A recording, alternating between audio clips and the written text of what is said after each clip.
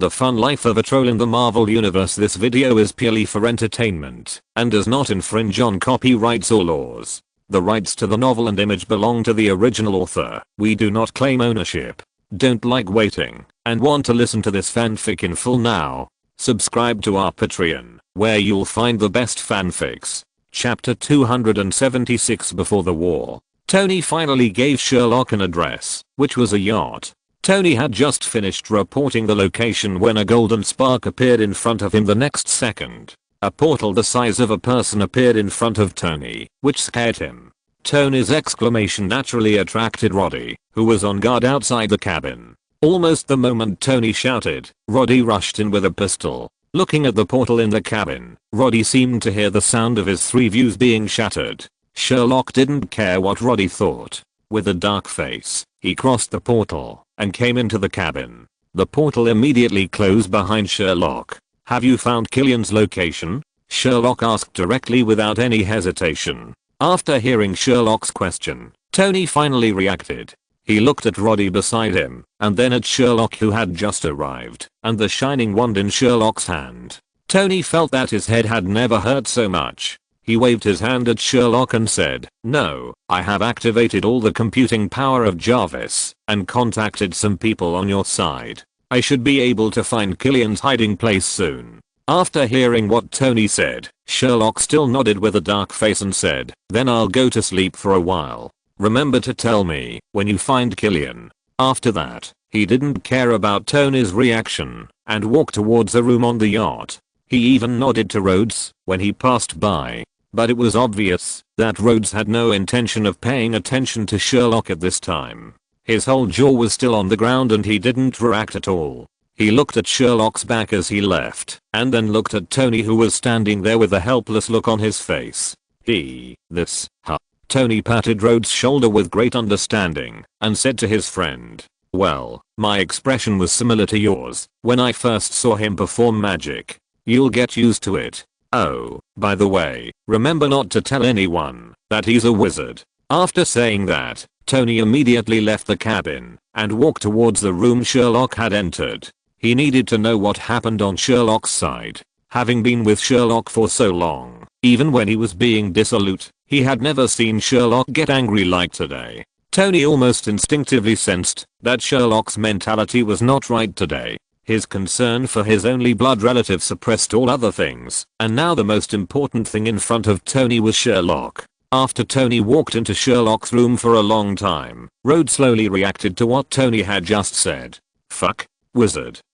At this moment, Rhodes' CPU was slightly smoking. After all, Rhodes had seen Sherlock before, but Rhodes never thought that Sherlock would be the omnipotent wizard like a god in the Battle of New York. If you insist, Rhodes himself is actually a fan of the wizard. "My idol is my brother's nephew. Even Hollywood wouldn't dare to film this plot like this." After Rhodes' CPU finally processed the information like a C, Tony walked out of Sherlock's room with a dark face. Seeing Tony's gloomy face that seemed to be dripping with water, Rhodes was still Tony's good brother and immediately stepped forward to ask what happened. Facing Rhodes' inquiry, Tony looked at Rhodes with some lingering fear, as if he was organizing his words. After a while, he said to Rhodes, "After I find Killian's location, before taking action, mobilize all your connections to evacuate the innocent people around. Things have gotten out of hand." After hearing Tony's words, Rhodes seemed to be a little unresponsive and said to Tony,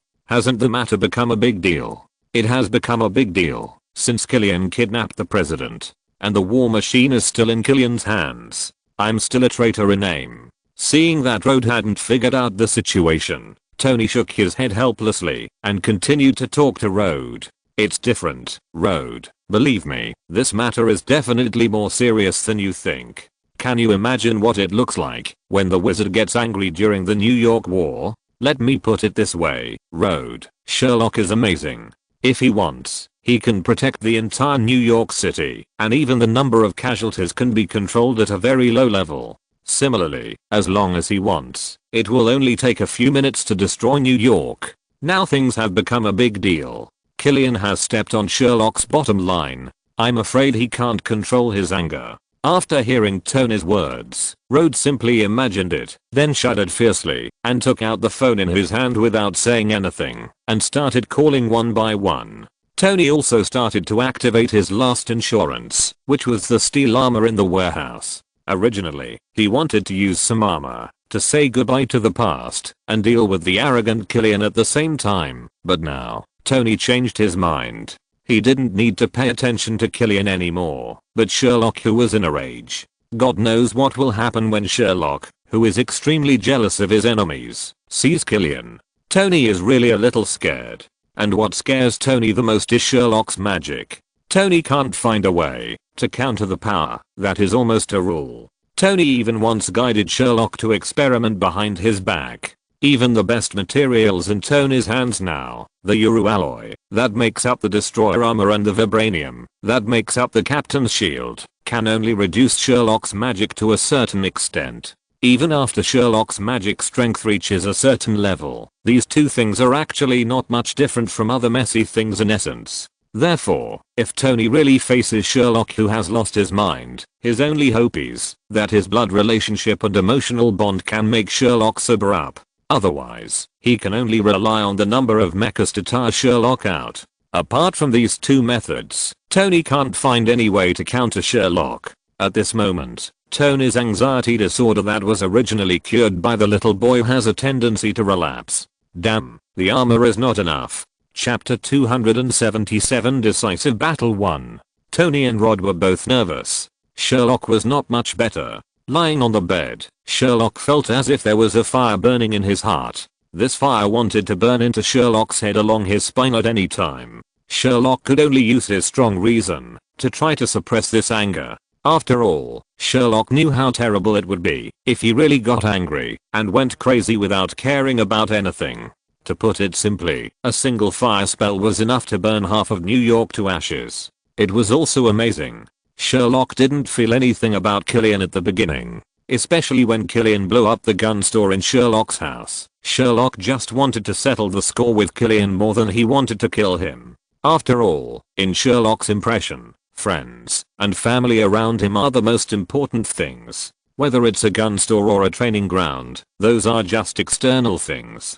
There are actually only two reasons why Sherlock is furious and even wants to kill Killian in the most painful way. The first is Antonia's arm. Although he promised to make a more useful arm for Antonia that completely complies with Antonia's preferences, no matter how good it is not the original one.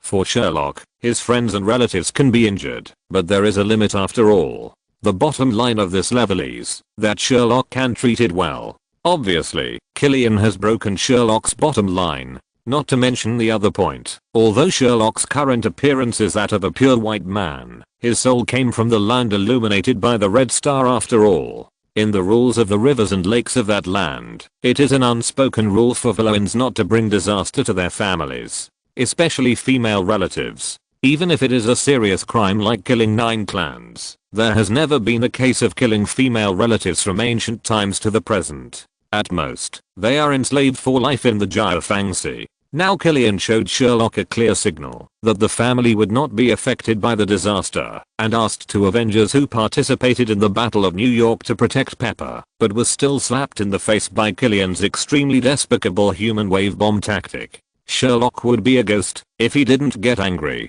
After all, Killian's act of kidnapping Pepper can be said to be a direct slap in the face of Sherlock, the Avengers, and Tony. It is not an exaggeration to say that this wave of slaps and backhands and then rubbed the faces of several people on the ground. Lying on the bed, Sherlock became more and more angry. Not only did he lose all sleepiness, but he even felt that his rationality was slowly being eaten away by the fire in his heart. After thinking about it, Sherlock simply sat up. What the hell, he couldn't sleep at all. He exchanged a bottle of refreshing potion from the library, which almost caused him to have psychological trauma. Sherlock hesitated for a long time, as if he was holding a bottle of vodka instead of magic potion. He exhaled fiercely, then closed his eyes, and drank the potion in his hand. As Sherlock drank the potion, he felt his brain become cold in an instant, and the sleepiness he had felt due to lack of rest disappeared without a trace. Along with this comfortable feeling, Sherlock also felt something strange. Wisps of black smoke began to appear on his body. After just a short while, the black smoke began to entangle with each other and became attached to Sherlock like a substance. This change made Sherlock stunned for a moment, and he quickly checked his entry. Entry, Obscura. Entry effect, greatly enhances the magic power, defense, and affinity for dark magic of the entry owner. Slightly reduces the threshold of the entry owner's sanity. When the entry owner's sanity is 0, the Obscurus will erupt on a large scale, destroying everything that is dangerous to the entry owner. The eruption lasts for 1 hour. Sanity value. 40/100ths note that the current entry owner's sanity value is too low due to anger and other emotions. Please pay attention. Entry validity. 23 hours, 56 minutes and 0 seconds. After reading the effect of this entry, Sherlock couldn't help but curl up the corners of his mouth. Good man, Killian. Even God can't stand this. This is the first time Sherlock has drawn an entry with positive gains so far. Isn't it obvious that God wants to take Killian away quickly? Well, although this entry has many restrictions, it is undeniable that the gain effect brought by the Obscurus is still real. Sherlock has never even felt so powerful. If there is a shortcoming, it is that the fire in his heart is getting more and more agitated, and Sherlock even has the idea of destroying something from time to time. Shaking his head, trying to suppress the beast in his heart, Sherlock took a deep breath and opened the door of the room again. Seeing Sherlock coming out, Rhodes, who had just finished a phone call, and Tony, who was mobilizing his experts, were stunned. Fuck. How many cigarettes did you smoke in the room to smoke like this? Rhodes, who didn't know what was going on, really couldn't hold back, and asked directly when he saw Sherlock's body full of black air. Faced with Rhodes' funny behavior, as expected, he received an unusually uniform roll of the eyes from the uncle and nephew opposite. Smoking in the house. Damn, have you ever seen a good person smoke so much that black smoke comes out of his body? Sherlock, tell your uncle honestly, you are not going to spontaneously combust or explode, are you? That Killian stuff is not a good thing, you must not touch it. As if trying to adjust the atmosphere, although he knew that Sherlock's current state was definitely caused by some potion or magic, Tony still teased him after Odd's words. Sherlock rolled his eyes even more. After all, Tony's words had too many flaws, and Sherlock didn't know where to start complaining for a moment. What's more, Sherlock never thought that in the Lighthouse country, the largest consumer of D drugs, he would hear such a statement, that people should not touch it. How to say it? The tearing feeling is too serious. You know that the teenagers here can smoke DDMA cigarettes. It's just magical. Ignoring the funny tricks of the good friends, Sherlock walked to the computer in the cabin that was running fast and said to the computer, Jarvis, have you found Killian's location? As Sherlock finished speaking, Jarvis' voice came out from the ordinary looking laptop. Not yet, Mr. Sherlock. The other party's whereabouts are very secretive, and there are very powerful computer experts blocking my investigation. I'm now screening the information, which will probably take about 15 minutes. Chapter 278 Decisive Battle 2. Listening to Jarvis' report, Sherlock couldn't help but frowned, and turned to look at Tony standing beside him. Ah, my dear uncle, as the smartest man in the world, the famous Iron Man, the only person in the human race cursed by knowledge, you can't quickly find the whereabouts of Killian. I really have to admire Killian's hidden skills. With Sherlock's sarcastic tone and the words that seemed to be translated, several crossroads appeared on Tony's head, and he kept reminding himself in his heart, my dear nephew, I can't beat him. I can't beat him. After a while, he tried hard to suppress the urge to beat Sherlock violently, and said to Sherlock unhappily, if only it were as simple as you think. Killian is not stupid. Relying on his relationship with those stupid politicians, Killian has put himself in the Pentagon's defense network. In order to find this guy, Jarvis has been working hard for several days. He has to screen Killian's whereabouts from the massive amount of information on the internet, and find a way to get Killian's whereabouts under the siege of the Pentagon's network experts. Do you think it's that simple? Sherlock didn't understand a word of what Tony said. After all, in Sherlock's opinion, Jarvis was already the ceiling of AI in his impression. Sherlock couldn't think of another existence that could force Jarvis to this point. Oh, Ultron doesn't count.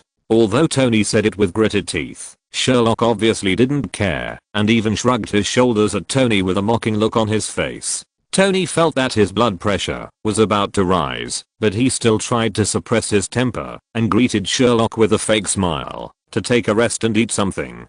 Sherlock naturally agreed to it and sat with Tony and Rod at the bar of the yacht, holding a burger, and began to eat. During this time, Roddy occasionally reached out and touched the black smoke on Sherlock's body, which was like a substance, with a curious look. He wanted to ask something, but he closed his mouth several times. Just when Roddy opened his mouth for the 7th time to ask something, an alarm suddenly sounded on the notebook not far away from the few people, which immediately attracted the attention of the 3 people. At this time, a map appeared on the computer screen. There was a red circle on the map marking the location of a dock. Even Sherlock, who knew nothing, knew that this must be a place related to Killian. Charlotte. Tony didn't even finish calling his name, and Sherlock's body was covered with black smoke, just like a black meteor, that quickly broke through the ceiling of the yacht and flew out. Seeing Sherlock leave quickly, Tony and Rod's faces changed drastically, and they didn't care to continue eating the burgers in their hands. They threw the burgers in their hands away, and Tony hurriedly called Rod.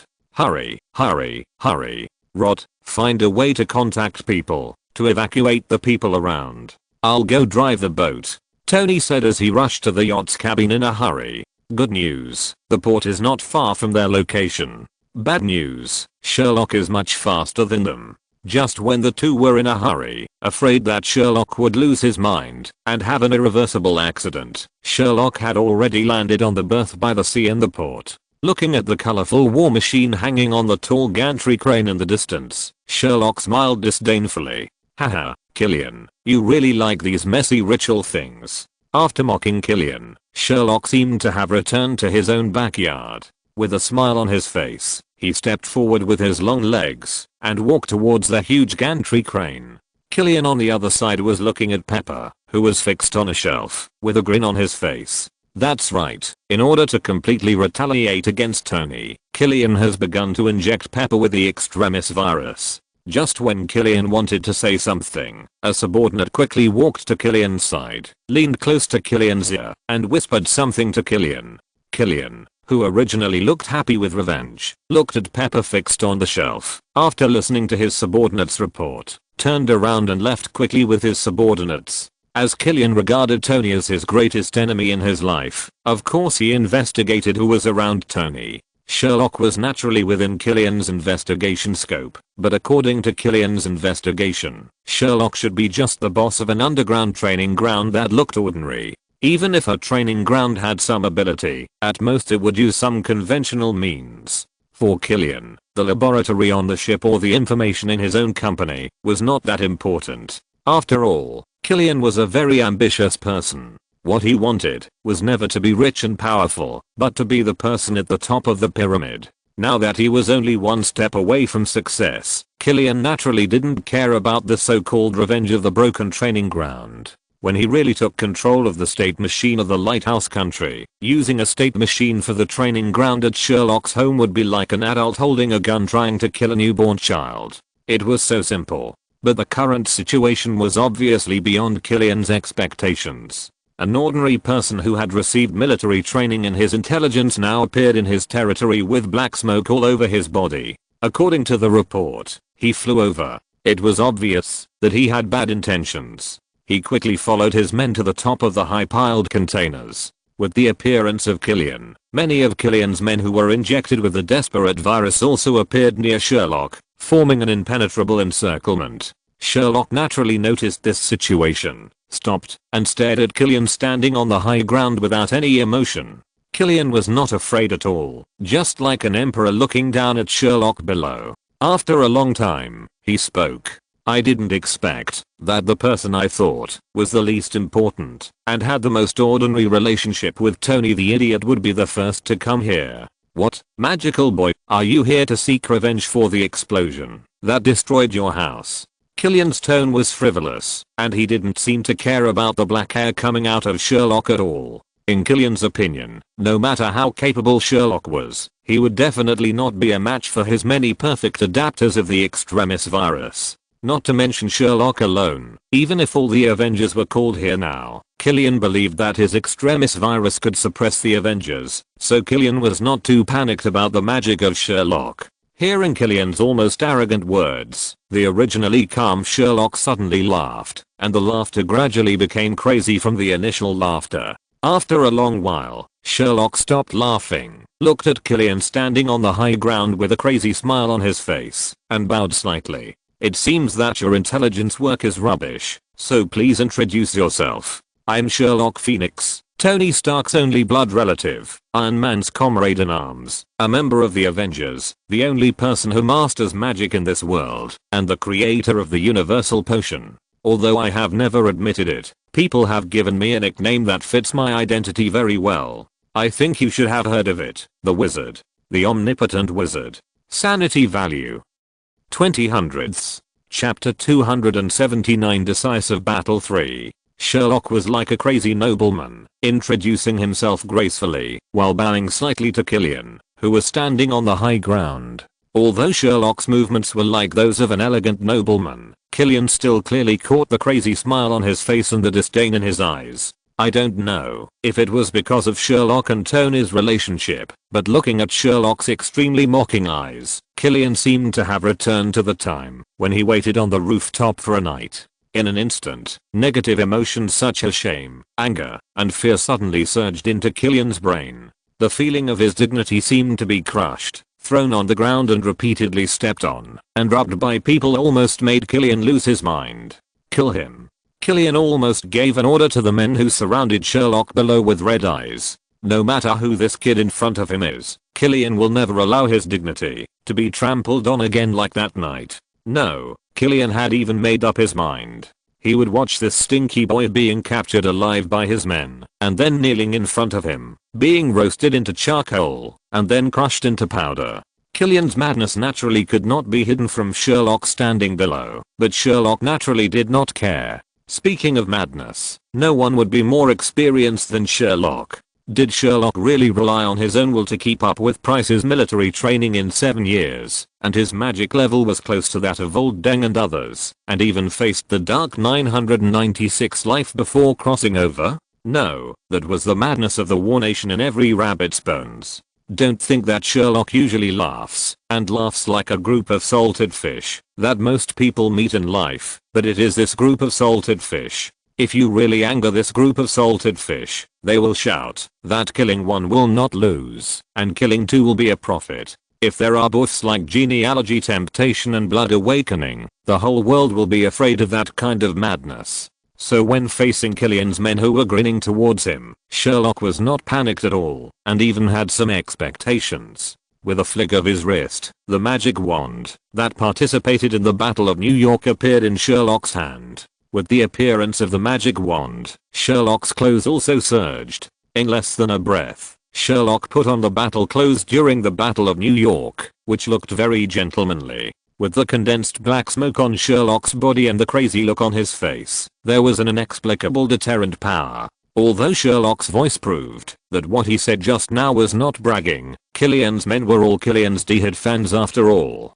Although some people were shocked by Sherlock's change of clothes, some people were very confident about the desperate virus in their bodies. The person closest to Sherlock was in the same situation. When Sherlock started to change his clothes, the tall and strong man was covered with the red light of the extremis virus and punched Sherlock. The temperature around him began to rise rapidly the moment the man began to use his own extremis virus. However, all this did not seem to have any effect on Sherlock. Facing the fist waving at him with super high temperature, Sherlock's response was just to raise a finger. Facing Sherlock's raised finger, the big man who was punching showed a trace of disdain on his face. In his opinion, his extremis virus was already a great power that could be called divine power. Even the most mysterious and powerful wizard in revenge could not resist the temperature from the sun. The fiery fist hit Sherlock's outstretched index finger with a temperature that was enough to melt steel. The moment the two came into contact, the scene everyone imagined of Sherlock's fingers breaking and flying backwards did not happen.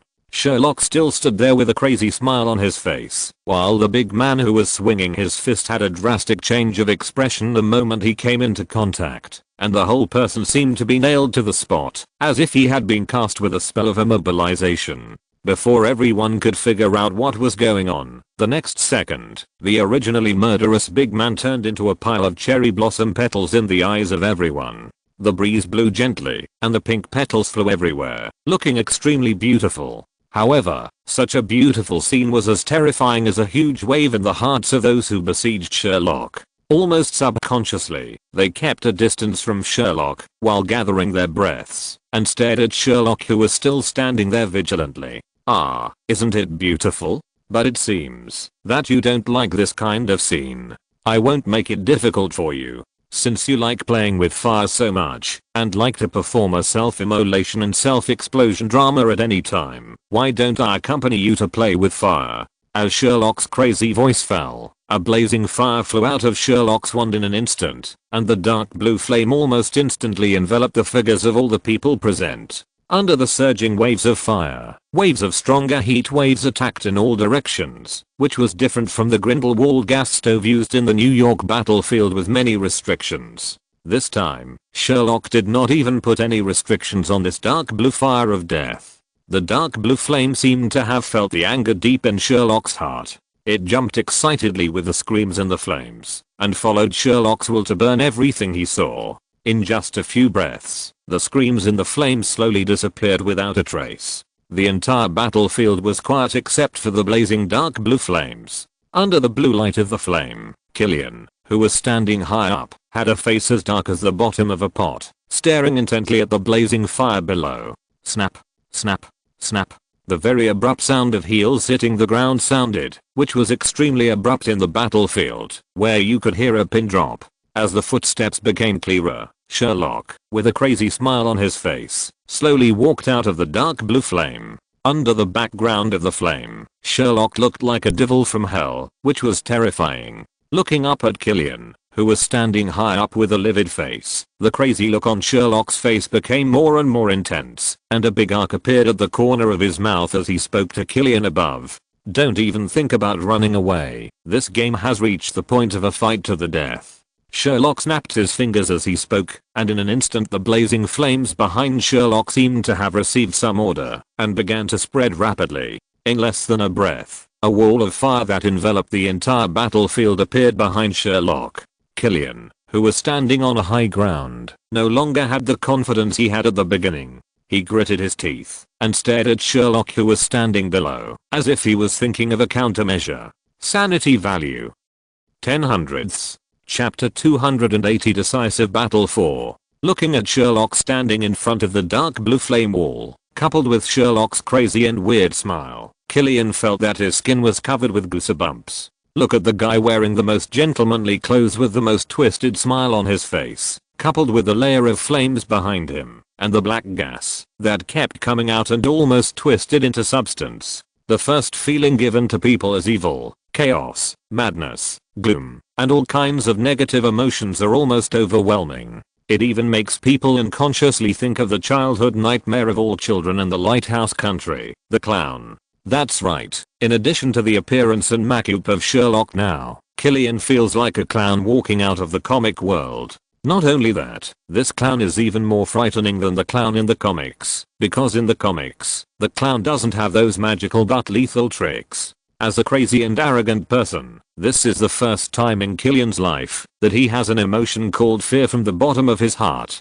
However, the next second, after Killian realized that he was actually afraid of Sherlock, the fear in an instant turned into a strong sense of shame, and then turned into boundless anger. He believed that he was a genius who was not inferior to Tony, and mastered the extremis virus that far surpassed the Iron Man armor. Now, he was actually afraid of madmen who could use some magic tricks. Killian himself couldn't believe it. Similarly, Killian didn't believe that anyone could resist his human C self-destruction tactics. This tactic can be said to be invincible. Even the Avengers have suffered a lot under this tactic. Trying hard to suppress the emotions in his heart, Killian winked at the two people behind him, and the two people who had been following Killian immediately nodded and turned away. Seeing that his clothes men had left, Killian turned around and looked at Sherlock, who had been standing below. Sherlock saw clearly the changing expression and gnashing of teeth of Killian just now.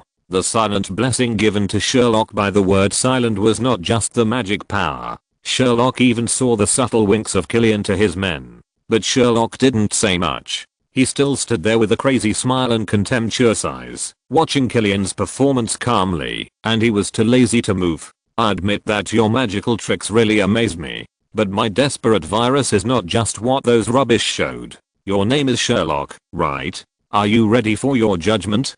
Killian looked at Sherlock, who was motionless, and became more and more angry, but at the same time, he was full of confidence in his desperate virus. After all, self-destruction and direct use of desperate virus attack are two different things. The latest desperate virus can even make the heat generated by the human body at the moment of self-destruction directly reach the temperature of the surface of the sun. Under such a high temperature, nothing can withstand it and not be vaporized. Even if it really exists, even if Sherlock's magic is amazing. If he can withstand such an attack once, can he withstand it 10 times or 100 times? Killian doesn't believe it. In Killian's worldview, if Sherlock really has such ability, then Sherlock would have sat on the throne of the king of the world long ago, and there is no need to shrink in a small training ground to compromise. Facing Killian's arrogant speech, Sherlock didn't even say anything, but the look in his eyes became more mocking, as if a nimble kitten was playing with its prey that was about to die.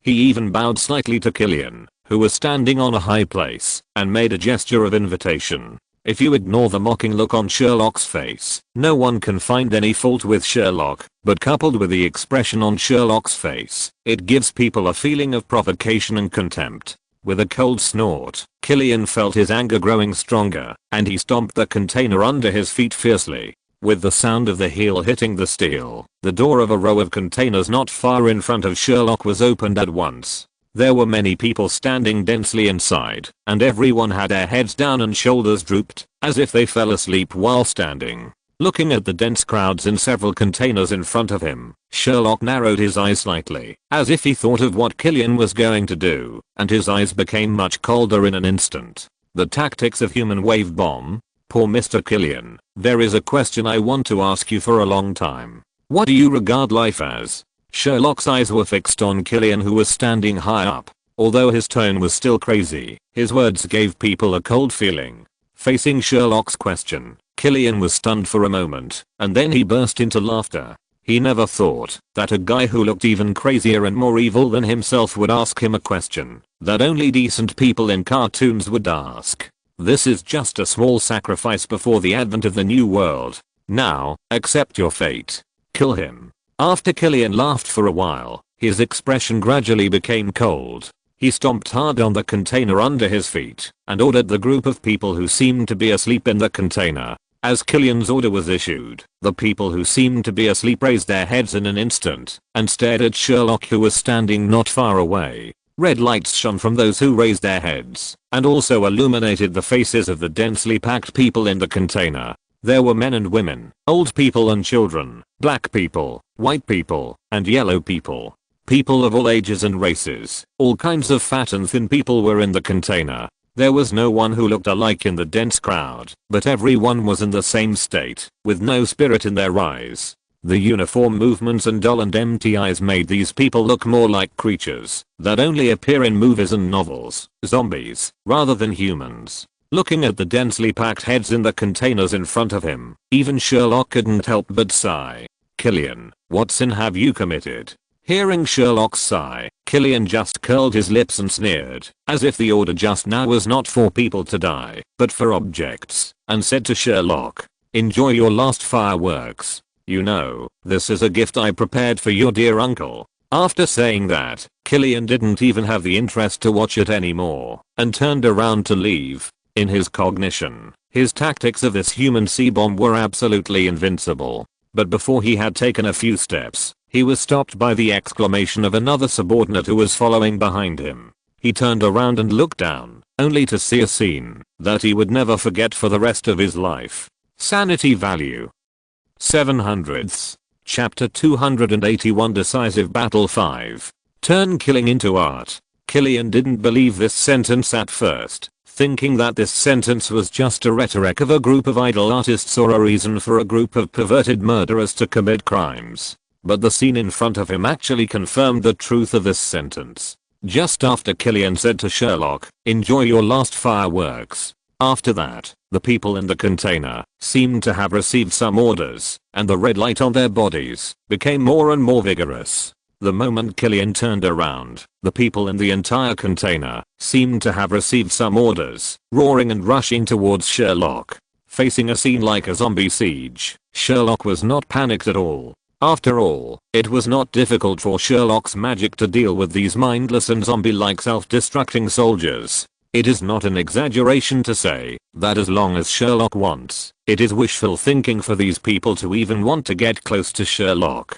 But for some reason, maybe because of the influence of the Obscurus, or because the anger in Sherlock's heart gradually devoured Sherlock's reason, Sherlock did not choose those seemingly peaceful means. Instead, he chose the most bloody, violent, and crazy means. The shadowless magic sword, combined with the crushing spell and the cutting spell, flew out of Sherlock's wand. Sherlock was like a conductor of an orchestra, playing a waltz called death. Every time the wand was waved, a large number of people were either turned into fragments, or separated from their heads, or turned into broken limbs. Blood, broken limbs, and flying ashes kept appearing repeatedly in the venue, coupled with Sherlock's elegant movements like an orchestra conductor and a weird smile on his face in madness. At this moment, Sherlock seemed to have completely transformed into a messenger from hell. Every time the wand was waved, it seemed that what was waved was not a small wooden stick, but the sickle of the god of death, reaping the fruit of life easily and happily. That's right, it was joy. For some reason, such an anti-human scene, such a hellish scene, actually made Sherlock feel not disgust or fear, but joy. It was like the feeling of a long drought and a golden list. Sherlock didn't even notice that his emotions were so abnormal, and gradually he was even a little addicted to such joy. The corpses piled up slowly, and the blood on the ground continued to outline a beautiful and weird picture.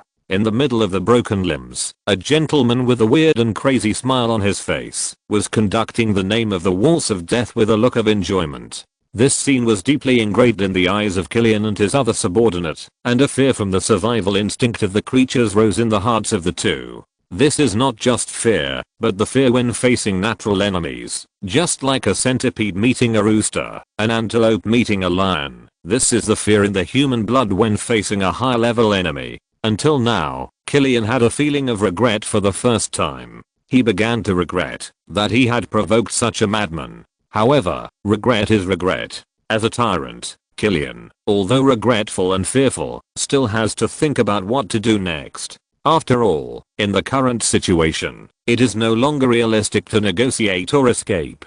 Killian does not have the courage to challenge the strange blue flame. Can his desperate virus withstand it? Similarly, Killian is not the only one who has fear in his heart, but also Tony and Rhodes who are hiding in the dark. As Sherlock's uncle, Tony can be said to be one of the people who know Sherlock best in the world. Therefore, when seeing this scene like a scene of hell, Tony also has a fear of facing a natural enemy. But more of it is worrying about Sherlock, because Sherlock's current state is not right. And not only is it wrong, it is also outrageous. Tony thinks he knows Sherlock very well. This kid is lazy and has a salty personality, but this kid is definitely not a bloodthirsty person. It can even be said that this kid has a rationality that is incompatible with the surroundings. The scene below was like the coming of the devil. If it were any other time, the Sherlock that Tony knew would have stood up to oppose it. Tony, are you sure that the devil below is your nephew? Facing this hellish scene that looked like a sure field, even the battle-hardened Rhodes couldn't help but swallow hard. It was the first time for him to see such a killing that was like art, a waltz of death. Hearing Rhodes' question, Tony frowned again and again. He wanted to say something, but chose not to explain in the end. He turned around and looked at Rhodes beside him and said, "We have to hurry up. Sherlock's condition is not right. Very wrong. Rhodes, let's split up. You go to rescue the president and restart the war machine armor. I'll go to rescue Pepper.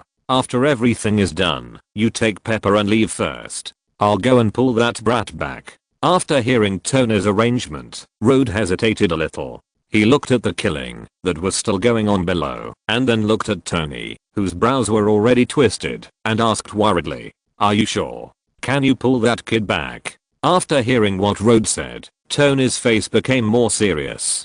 He looked at his friend very seriously. After a while, he sighed, patted Rode on the shoulder and said, "Rode, that's my only relative in the world now. Even if I die, I can't let this brat become like that.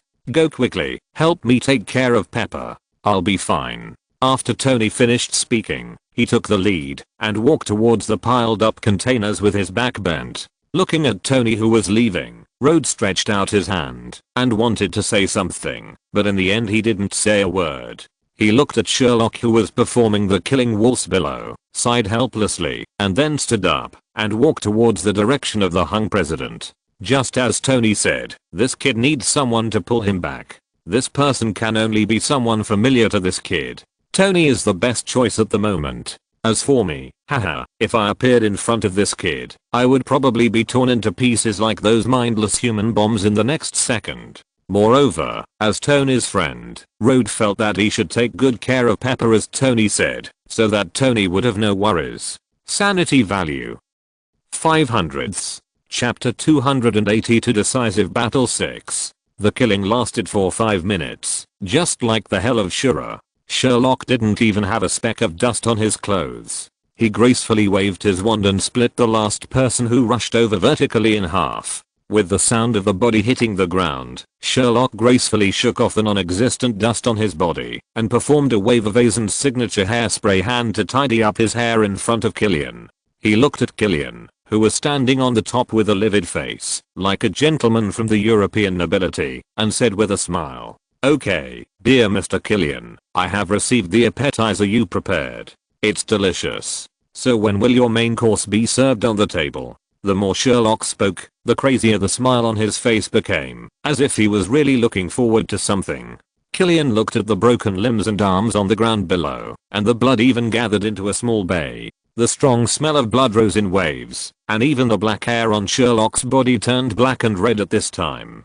He swallowed hard. As if noticing Killian's action, Sherlock seemed to be suddenly awakened. Looking at the hellish environment around him, he bowed slightly and continued, "Oh, I'm rude. How can I let you step on this messy table when you have such a delicious and exquisite main dish?" After saying this, Sherlock snapped his fingers with his empty left hand. Along with Sherlock's action, the dark blue flames that formed the wall seemed to have received Sherlock's order and separated a tongue of fire behind Sherlock.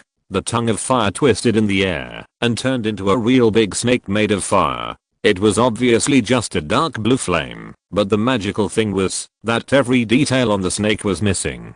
The moment the fire snake appeared, it seemed to understand what it was going to do. It quickly opened its big mouth and began to devour the broken limbs on the field. In just a few breaths, the hellish scene just now disappeared without a trace under the devouring of the fire snake, and even the small bay formed by the blood on the ground disappeared completely. If it weren't for the strong and pungent smell of blood on the battlefield, no one would have known that a massacre like hell had just taken place here. After completing its mission, the flame snake was very smart and quickly crawled to Sherlock, just like a dog waiting for praise, straightened up and looked at Sherlock expectantly. Sherlock lived up to expectations, with a smile on his face, and even reached out to pat the flame snake's head to show encouragement. "You know, that is a flame with an unknown temperature. Although it looks like a big snake, it is a flame that can make a corpse disappear in an instant." Killian's eyebrows jumped, looked at the surrounding area surrounded by dark blue flames, and then looked at the only remaining subordinate who was injected with the desperate virus behind him, and nodded helplessly to the subordinate behind him. After seeing Killian's actions, the subordinate behind him immediately became a little flustered, and looked at the man who once regarded him as a god with an extremely anxious look and said, "Sir, the enhanced extremis virus has not been tested yet. Let me do it for you." Killian just shook his head calmly at his younger brother's suggestion, and gradually a crazy look on his face, ordered the younger brother, "Give it to me. Go and kill Tony's woman and the waste that fell into the armor. Even if I, Killian, die, I will make Tony, this bastard, regret it for the rest of his life." When he said this, Killian suddenly laughed, turned his head, and looked at Sherlock, who was still standing calmly below, and said calmly, "What's more, using my death to corrupt his only relative in this world, to exchange Stony for an absolutely crazy, absolutely chaotic, and absolutely powerful enemy. This deal is simply a huge profit, okay?" Killian's expression became more and more crazy. After hearing Killian's words, the younger brother no longer hesitated and handed over a box that he had been holding in his hand. Killian opened the box, and 6 syringes called enhanced extremis virus were quietly placed inside. Killian didn't care about that. He roughly picked up all the syringes in the box and put 3 of them on his neck with one hand. As the medicine was pushed into Killian's body, an indescribable temperature spread across the battlefield in an instant. After Killian injected the medicine, he seemed to have really turned into a human-shaped sun, emitting a scorching light, and small flames like sundials continued to rise from Killian's body. As Killian's temperature gradually increased, the container finally couldn't bear Killian's temperature. In an instant, it turned into liquid, and Killian fell into the container at his feet. Seeing Killian, the protagonist of the incident, fall down, the younger brother looked at Sherlock, who was still standing calmly, with a resentful look, and then looked deeply at the hole where Killian fell, and then gritted his teeth and turned away. As if Sherlock was not in a hurry for Killian to disappear, he still stood there elegantly, but his eyes were fixed on the front, where Killian had just fallen. After a while, Sherlock saw the door on the other side of the open dark container began to turn red, then slowly became brighter and brighter, and finally turned into golden liquid falling down bit by bit, and Killian slowly walked out of the melted hole. Now Killian's body temperature was already unknown. He didn't even need to touch those steel products.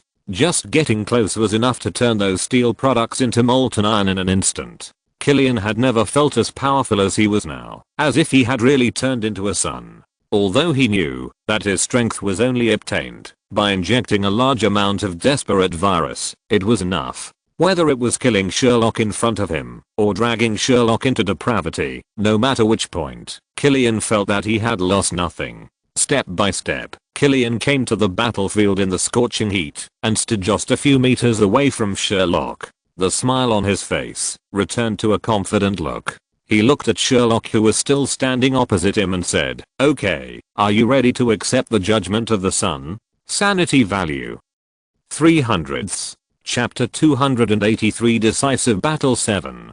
The sun. The first thing that popped into Sherlock's mind was the man in golden armor, whose power grew stronger the closer he got to noon. Compared to that man, how dare Killian call himself the sun? Ha ha ha ha ha ha ha ha ha. The more Sherlock thought about it, the more ironic it felt. He couldn't help but burst out laughing. His laughter became more and more crazy and chaotic. After a while, he barely stopped laughing, but the crazy look on his face became more intense. The sun? Just you? Just you, a player who plays with life wantonly, dare to claim to be the merciful sun in front of me? Sherlock's words were not polite at all, and he didn't even hide the contempt in his eyes. After all, up to now, Killian had used all his means, but Sherlock didn't move a step the whole time. In the face of Sherlock's ridicule, Killian didn't seem to care that much. He didn't explain much, and kept thinking about how to launch an effective attack on Sherlock. Seeing that Killian didn't go crazy because of what he said, Sherlock was a little surprised. In fact, Sherlock had prepared magic for Killian long ago. Now all he had to do was wait for Killian to take the bait.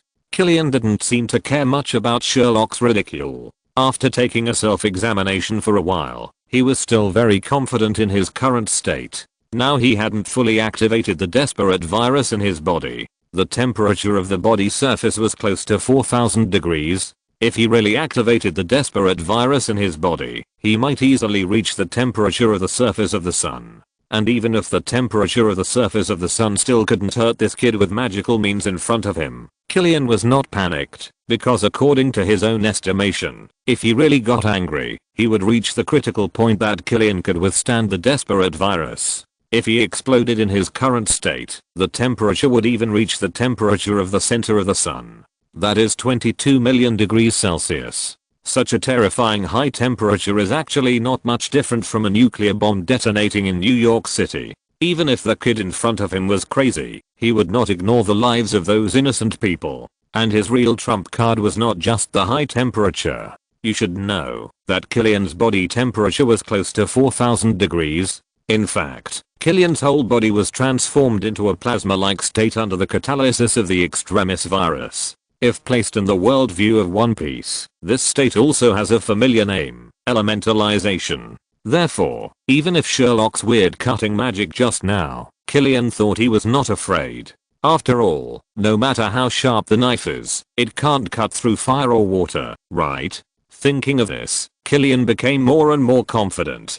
He looked at Sherlock, as if he was looking at a piece of meat on a board, and walked towards Sherlock confidently. He wanted to destroy Sherlock's confidence step by step, let this little guy completely degenerate, and then turn into Tony's most difficult existence. In that case, even if the extremis virus consumed all of itself and faced death, it would be enough for Tony to regret and have a headache. Nothing can be more pleasing than revenge that turns the person Tony once loved the most into his enemy, right? Killian had a confident smile on his face, but it froze after just 2 steps. The reason was simple, because he found that he could not move. To be inaccurate, except for Killian's thoughts, everything else seemed to be paused, as if it was out of Killian's control. Even though Killian himself was a living, luminous light source, Killian could not see any light in front of his eyes, only a piece of blackness. Before Killian could figure out what was going on, he heard a crazy laugh and a round of mocking applause from the other side. Awesome. Awesome. It's really great, Mr. Killian. Do you really think I'm just a young man who knows nothing and only knows how to act recklessly? No, no, no, I'm very smart. I've already laid the bait for you, and I was thinking about how to make you a cunning big fish. Take the bait. Who knew that you actually took the bait yourself? You don't really think that I was mocking you by not moving when facing your human wave tactics? No, no, no. Mr. Killian, I'm not that stupid. I'm just using the blood and limbs of those poor guys to complete my magic. As Sherlock finished speaking, Killian was very surprised to find that he could see things again, and Sherlock, who was standing less than a fist away from him, looked at him with a crazy smile on his face. Unfortunately, although Killian could see, he could only see. Apart from thinking and being able to see, the rest was still, as if he had been paused. On the other side, Sherlock seemed to have seen Killian's doubts a long time ago, and the expression on his face became more and more crazy, and he continued. It seems that Mr. Killian still doesn't understand what happened. It doesn't matter. This belongs to the field of magic. It doesn't matter if Mr. Killian, who is in the field of science, doesn't understand. But who told me to be soft-hearted? Since Mr. Killian has questions, I can't let Mr. Killian go to hell with questions, right? As Sherlock spoke, he began to circle around Killian, looking like a real villain, and continued speaking as he walked. You know, a lot of black magic is actually more powerful and magical than normal magic, but the reason why it is called black magic is that either this magic will cause irreparable injuries, or this magic will hurt the world and go against the moral values of the human race. And I happen to know such a magic, soul confinement. The original intention of this magic was to be used for interrogation. It can confine all conceptual things except time and thinking within a certain range, including temperature, humidity, energy and other messy concepts. All definitions can be sealed or unlocked according to the user's wishes. How about it? Isn't it powerful? Why is this magic classified as black magic? The reason is very simple, because the formation of this magic requires the sacrifice of the flesh and soul of a fixed biological race. But you also know that in ancient times, when people ate each other, the so-called flesh and soul were nothing more than a few sinners and slaves to magicians, so no one cared. Sanity value 200ths. If you're listening to this novel on a channel other than Fanfic World, it means they downloaded and uploaded it without effort. We cordially invite you to visit our channel, Mundo Fanfic Novelos. There you'll find the original version of this story and you can explore many other novels of various genres. We're waiting for you to immerse yourself in a world of incredible novels. Chapter 284 Decisive Battle 8. As Sherlock spoke, he stretched out his finger and gently stroked Killian's outstretched arm, which made Killian's pupils shrink fiercely. Facts proved that what Sherlock said was true. After all, Killian's body was still glowing red, which was the temperature of about 4000 degrees, and Sherlock had no scruples to use his fingers to stroke the temperature of more than 4000 degrees, and his fingers still did not feel anything strange. It was as if he had not touched a very hot object just now, but an ordinary arm. As if noticing Killian's eyes, Sherlock smiled gently, put down the fingers he used to tease Killian, turned his back to Killian, and continued to speak while walking. Times are still developing, and so is magic. Until the last century, a genius of dark magic named Tom Riddle discovered a new use for this magic. The magic is still the same magic, but Tom accidentally discovered that this magic can assist himself in a very anti-human blood fusion magic. The simple explanation of this blood fusion magic is to strip the ability of a powerful species, and then after fixing oneself, merge without pain. He succeeded. He became a person who is neither human nor ghost, but no one can deny his strength. How about it? Isn't it amazing? Is it familiar? Does it look like you used the so-called desperate virus to become the little fireman you are today?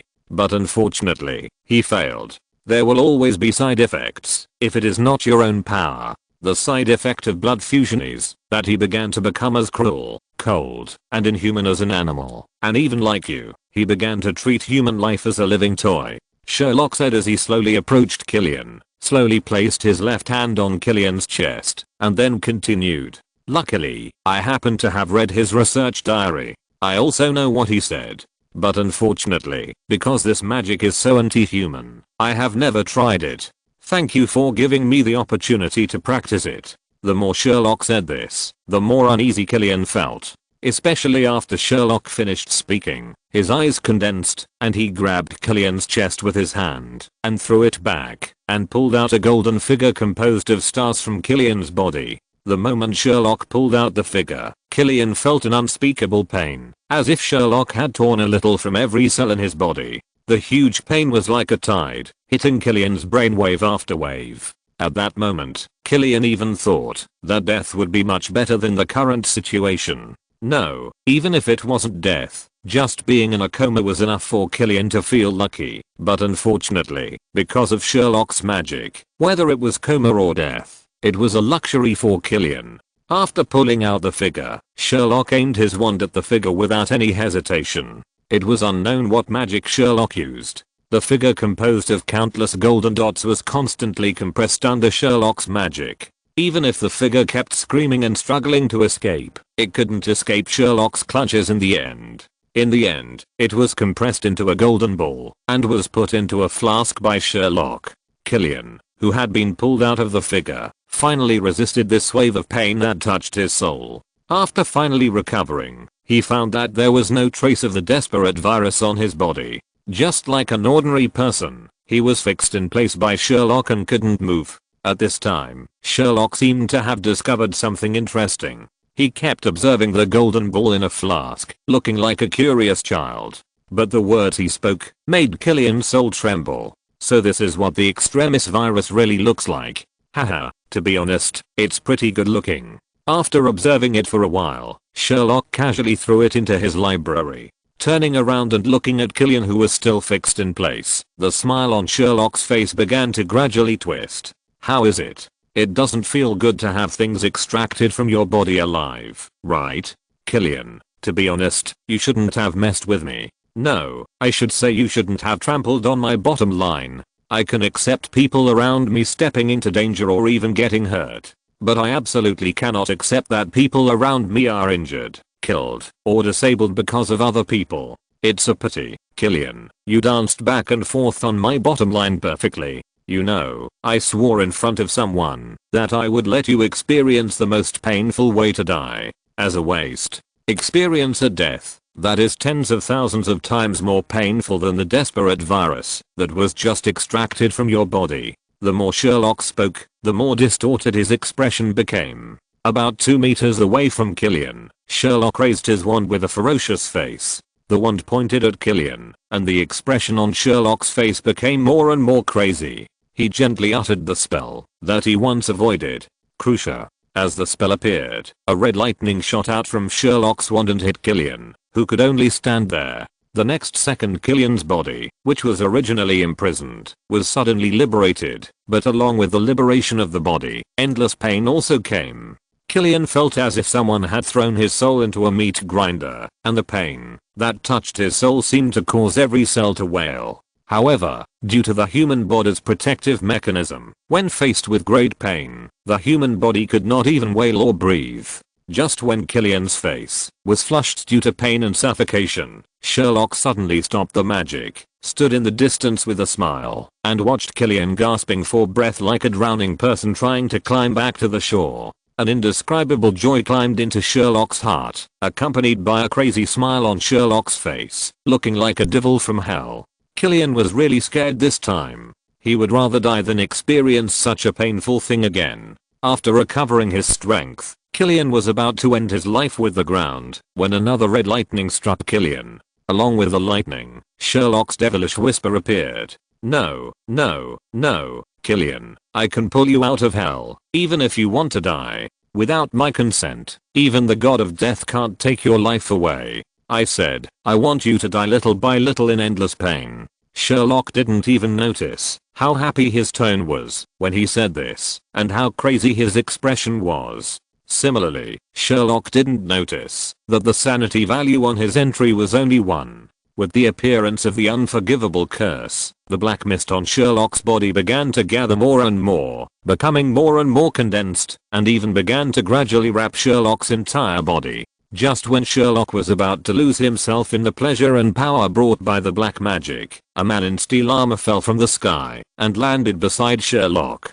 He gently placed his hand on Sherlock's shoulder and said softly in a gentle tone, "That's enough, Sherlock, that's enough. Leave the rest to your uncle. You have done enough." Chapter 285 Decisive Battle 9. Enough. Who said enough? Antonia's arm is gone. I haven't let Killian experience the most painful death yet. Is that enough? Sherlock couldn't react and turned back in the direction of the voice in a daze. Tony was wearing a classic golden and red battle armor at this time, with the visor open, looking at Sherlock with a loving face, as if waiting for Sherlock's answer. Seeing Tony's face, Sherlock came back to his senses slightly, and the messy emotions in his head seemed to finally show signs of loosening. But before Sherlock could say anything, Killian, who had finally recovered, didn't want to let Sherlock and Tony go, and lay on the ground and started laughing.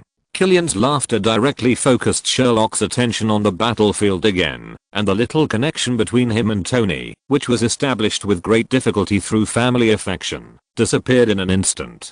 Ha ha ha ha ha ha ha ha. That brat named Sherlock over there, don't be naive that day. What do you mean by leave it to him? If he really wanted to leave it to him, he wouldn't appear in front of you wearing his tin can. Look up carefully. This is not only to deal with me, but also to be vigilant against you. Your uncle doesn't love you as much as you think. Ha ha ha ha ha ha. As Killian's voice fell, Sherlock almost subconsciously looked up at the sky, only to see that above the sky at this time, steel armors were neatly arranged in the air, surrounding the entire battlefield. Above was an encirclement formed by rows of armors, and below was the dark blue flames released by Sherlock. The entire battlefield was almost surrounded by water. You fart.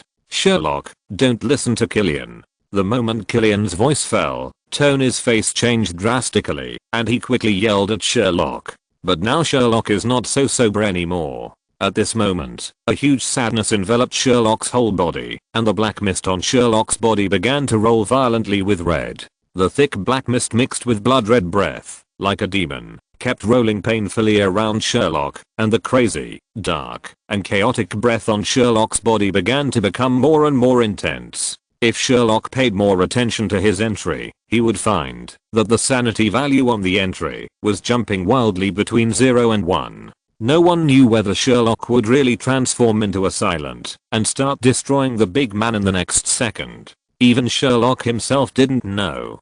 Seeing that Sherlock seemed to be about to lose control, Tony, who didn't know what was going on with Sherlock, immediately closed his visor and flew high into the sky. No matter what was going on with Sherlock, Tony was sure that Sherlock was definitely not a sober Sherlock now. Therefore, even if he wanted to find a way to stop Sherlock, he needed to use an unmanned armor to do the experiment. Intellectually, there was nothing wrong with Tony's behavior, but emotionally, especially for someone like Sherlock whose entire brain was almost occupied by emotions, Tony's behavior undoubtedly proved Killian's point. At this moment, boundless anger almost swallowed Sherlock up. Under the rolling black fog, Sherlock looked like a demon from hell, staring at Killian who was still lying on the ground and laughing. What happens to me and my family is definitely not something you, an outsider, can decide. Since you want to die, I'm happy to satisfy you. Sherlock almost roared at Killian, who was lying on the ground. The strong disappointment, accompanied by Killian's laughter, turned into strong anger. Because of the silence, Sherlock's roar sounded like the cry of countless wronged souls in hell, giving people a creepy feeling. But Killian was not afraid at all, and even had some expectations. No one noticed that Killian's eyes were full of joy at this time, as if he was celebrating the success of his plan. No, it should be said that someone noticed the change in Killian's eyes. Tony, who was flying in the air, noticed Killian's eyes. Tony, who was also a genius, almost immediately understood Killian's plan, and his face changed drastically. He didn't care about his own safety and quickly landed below, and at the same time, he didn't forget to stop Sherlock's actions. No, Sherlock. But it was obvious that Tony's actions were still a step slower. At the same time as Tony's voice, there was also the sound of Sherlock reciting the spell, Avada. Along with the appearance of the spell, Sherlock's wand tip also began to emit a desperate green light. Under the reflection of the green light, this was Killian's expression of madness and relief that he had no regrets in death. But unfortunately, Sherlock didn't finish the spell. When he only said half of it, for some reason, an indescribable palpitation instantly enveloped Sherlock's heart, and the huge fear almost instantly cleared all the emotions in Sherlock's mind. At this moment, Sherlock's intuition told him that, if he really recited this spell, the whole world would likely undergo unpredictable changes, and even he himself would likely lose something. This feeling was extremely strong, even to the point that it seemed unquestionable. Before crossing, Sherlock's intuition was extremely sharp. Relying on his sharp intuition, Sherlock could often get things right. After crossing and gaining the supernatural power of magic, Sherlock trusted his intuition even more. Many wizards' notes stated that under the blessing of magic, intuition can sometimes really save a person's life. Under the dual blessing of the two, the brain that was originally filled with various emotions almost woke up in an instant. With Sherlock's return to reason, the black mist on Sherlock's body kept roaring as if unwilling, struggling to be dragged back into Sherlock's body. In just a few breaths, when Tony landed, Sherlock had even returned to the way he looked when he first met Tony, completely without the appearance of the devil coming to the world before. Tony, who fell to the ground, was stunned by such a sudden change. Tony, who was a scientist, had no idea what had happened. However, out of his love for Sherlock, Tony hugged Sherlock, who was still standing there in a daze, without any hesitation. "You're back, you're back. It's good to be back. It's good to be back. Yes, I'm back." Sherlock finally showed a familiar smile on his face and silently stopped eating the half-finished melon in his hand when Tony couldn't see him. Chapter 286 Decisive Battle 10. The harmonious scene between Sherlock and Tony seemed to deeply stimulate Killian on the other side. He didn't understand what happened. His plan was about to succeed. Why did the devil-like child suddenly regain his sanity? No, no, no. It's not like that. You should kill me. You shouldn't wake up. No. Come and kill me. Complete your mission. Killian screamed and struggled madly to stand up. His eyes were full of unwillingness and madness, staring at Sherlock and Tony who were standing there. Listening to Killian's roar, both Sherlock and Tony frowned. For Tony, Killian was undoubtedly a madman and a narrow-minded and vindictive player. For Sherlock, this guy was a jerk who hurt his friends and family. Both Sherlock and Tony had one thing in common, that is, they hated Killian. Therefore, facing Killian's commanding roar, both Tony and Sherlock felt annoyed. If Sherlock hadn't extracted the extremis virus from Killian, they might have looked at Killian more. But now Killian is just an ordinary person with impaired physical functions. The two really don't want to listen to Killian's barking. Just when Sherlock wanted to wave his wand to make Killian shut up, something unexpected happened. A small hand flashing with the red light of the extremis virus, with a temperature that was enough to melt steel, instantly pierced Killian from the back. The sudden change made Sherlock and Tony stunned for a moment, and they didn't even know how to react. One of the creators of the extremis virus finally died at the hands of the extremis virus. This ending is undoubtedly ironic for Killian. Even Sherlock, who was furious with Killian, had no opinion on Killian's death, after experiencing his own emotional outburst. The only question that made the two curious was, whose generals were so cruel? Killian himself was also in disbelief. His roar, his unwillingness, and his ambition all disappeared without a trace, along with the little hand that stretched out from his chest, and in the end, only full of surprise remained.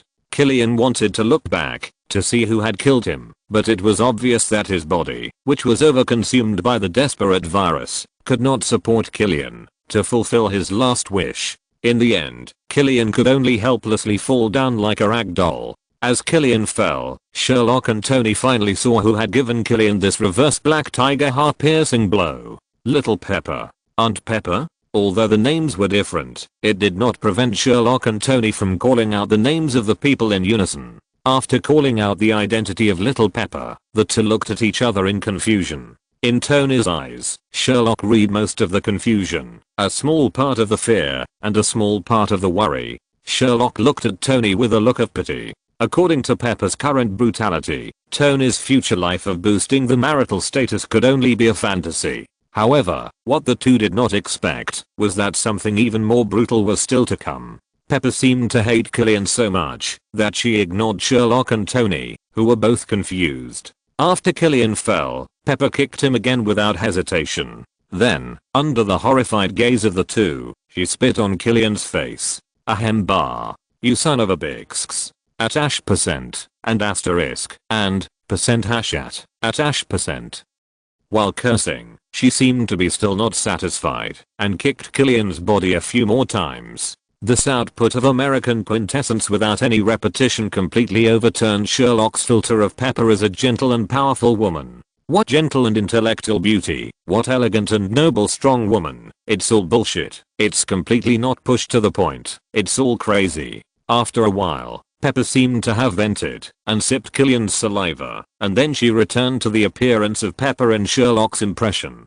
And Pepper seemed to have just noticed Sherlock and Tony standing on the side, smiled gently at them, and even wanted to hug Tony. Sherlock silently gave Tony a look of "you wish you good luck in this life, don't make her angry," and silently took a step back. But what Sherlock never expected was that Tony would actually make the same move as him. Facing Pepper's posture of asking for a hug, Tony actually took a step back in his armor. It must be said that Tony is really brave. Sherlock kept sighing in his heart. Fortunately, Tony reacted quickly and explained his behavior immediately. "Don't be angry, honey. It's not that I don't want to hug you. It's just that you are too hot now." Tony is a playboy. The word hot is almost a pun, which not only expresses his flattery for Pepper, but also finds a way out for his behavior. Sherlock, who was watching from the side, wanted to applaud Tony. "Good guy. No wonder I don't have a partner, but I can still play like this." Pepper is not an unreasonable person. After looking down at her body, that is still glowing and hot, she also acquiesced to Tony's statement, and even felt a little happy. Seeing that Pepper was not angry, Tony silently breathed a sigh of relief and quickly changed the subject. "Why are you here? Didn't I ask Rod to take you away?" Tony's voice had just fallen, and another figure fell from the sky. It was the colorfully painted War Machine. Rod opened his visor almost the moment he fell, and stared at Tony opposite with a face full of resentment. Tony seemed to have found an outlet to vent his emotions, and started to rant at Rhodes. "Rhodes, didn't I tell you to take Pepper away first? I came to find Sherlock by myself, and you took Pepper away like this?" It would have been better if Tony didn't say anything. After he finished speaking, Rhodes' expression became even more resentful, and he pointed at a small black handprint on the chest of his armor and complained. "Tony, although I'm a single dog, please don't always stuff dog food into my mouth, okay?" Chapter 287. Everything is over. Faced with Rhodes' ruthless complaints, even if Tony was thick-skinned, he couldn't help blushing. He quickly changed the subject and began to ask what happened on Rhodes' side. Rhodes didn't care and began to tell what happened on his side. In fact, Rhodes' story can be said to be uneventful. When he quietly lurked near the president wearing the War Machine armor, Rhodes saw a subordinate next to Killian. As a military man, Rhodes had no psychological burden for his sneak attack as a sixth man. After knocking down the enemy with 2 despicable shots, Rhodes directly rescued the president. Even after restarting the armor, Rhodes, the sixth man, was afraid that the desperate virus had some effects similar to the resurrection armor, so he directly performed a wave of American firepower coverage on the unlucky guy, who was attacked by himself. The gunshot naturally attracted the attention of Pepper, and Pepper also found Rhodes. Rhodes naturally remembered Tony's instructions and wanted to take Pepper's president away with him. But it was unknown whether Pepper was angry or did not want to abandon Tony. Originally, Rhodes planned to evacuate the two of them, one in each hand, but Pepper used the extremis virus in her body to break free. The black slap mark on his chest was also left at this time. So Rhodes had no choice but to temporarily send the president to a safe place and then come back to find Pepper. It is estimated that Rhodes himself did not expect that Pepper would sneak behind Killian after he left and give him a ruthless blow. After Rhodes finished speaking, everyone began to care about what happened to Sherlock. After all, Sherlock's appearance just now was indeed very similar to those villains in the picture book who were ready to destroy the world at any time. In the end, Sherlock could only attribute everyone's concern to his obscure entry. Sherlock also deliberately took a look at the current entry. The current state of the sanity value item on it was 30 hundredths, which was still within the range that Sherlock could control. If Sherlock guessed correctly, the situation just now was due to the influence of the powerful black magic power of Obscurus on the one hand, and the anger in Sherlock's heart on the other hand, which led to the decrease of his sanity. The final result of the two adding up was that Sherlock almost lost control.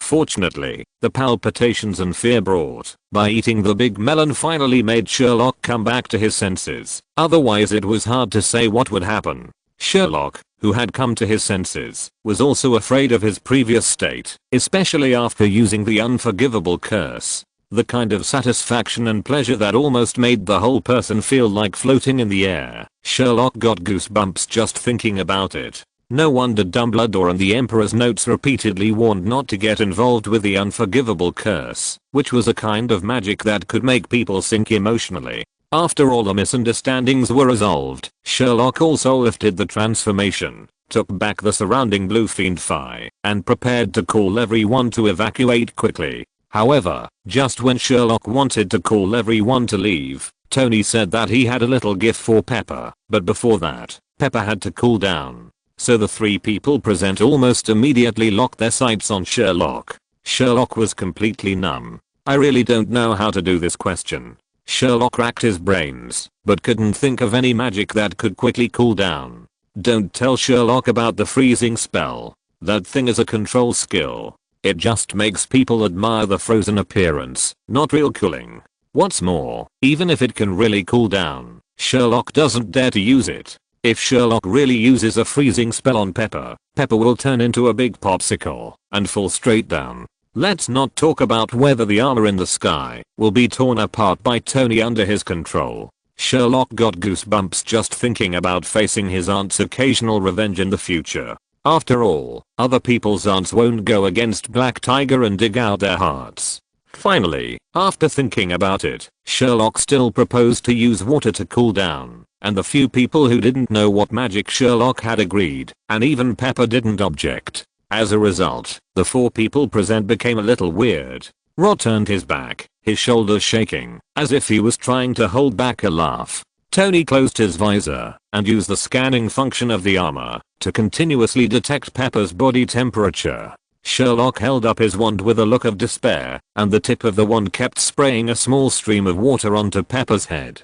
Pepper was showered with the water Sherlock had transformed into a spring-like water, and steam was constantly coming out of her body. She looked at Tony standing opposite with an expectant look. The more Sherlock looked at his wand spraying water, the darker his face became. For some reason, Sherlock always thought of a blue-haired idiot who was a goddess, but could only use a fan to perform a small fountain at a banquet. Well, although Sherlock could also use the spring-like water in the form of a big water ball, when Dumbledore fought the noseless two-way Jackman in the Ministry of Magic to quickly cool down Pepper. But the same thing, if Pepper is really stuffed into the modified version of the clear spring water that is comparable to a drum washing machine, Sherlock himself may not live long. This dramatic scene lasted for a long time. At this time, Sherlock seemed to react suddenly. He stopped the magic in his hand and asked Tony, who was checking Pepper's temperature, with a strange face. "I say, do you want to blow up all the armors in the sky and use them as fireworks to show your aunt that you have walked out of the shadow of anxiety?" It would have been better if Sherlock didn't say it. After he finished speaking, Sherlock clearly saw that Tony was stiff for a moment and immediately realized that his guess was not wrong at all. Damn Tony, this prodigal son, really planned to do this. If this was placed in the original book, those armors participated in the battle and were damaged a lot.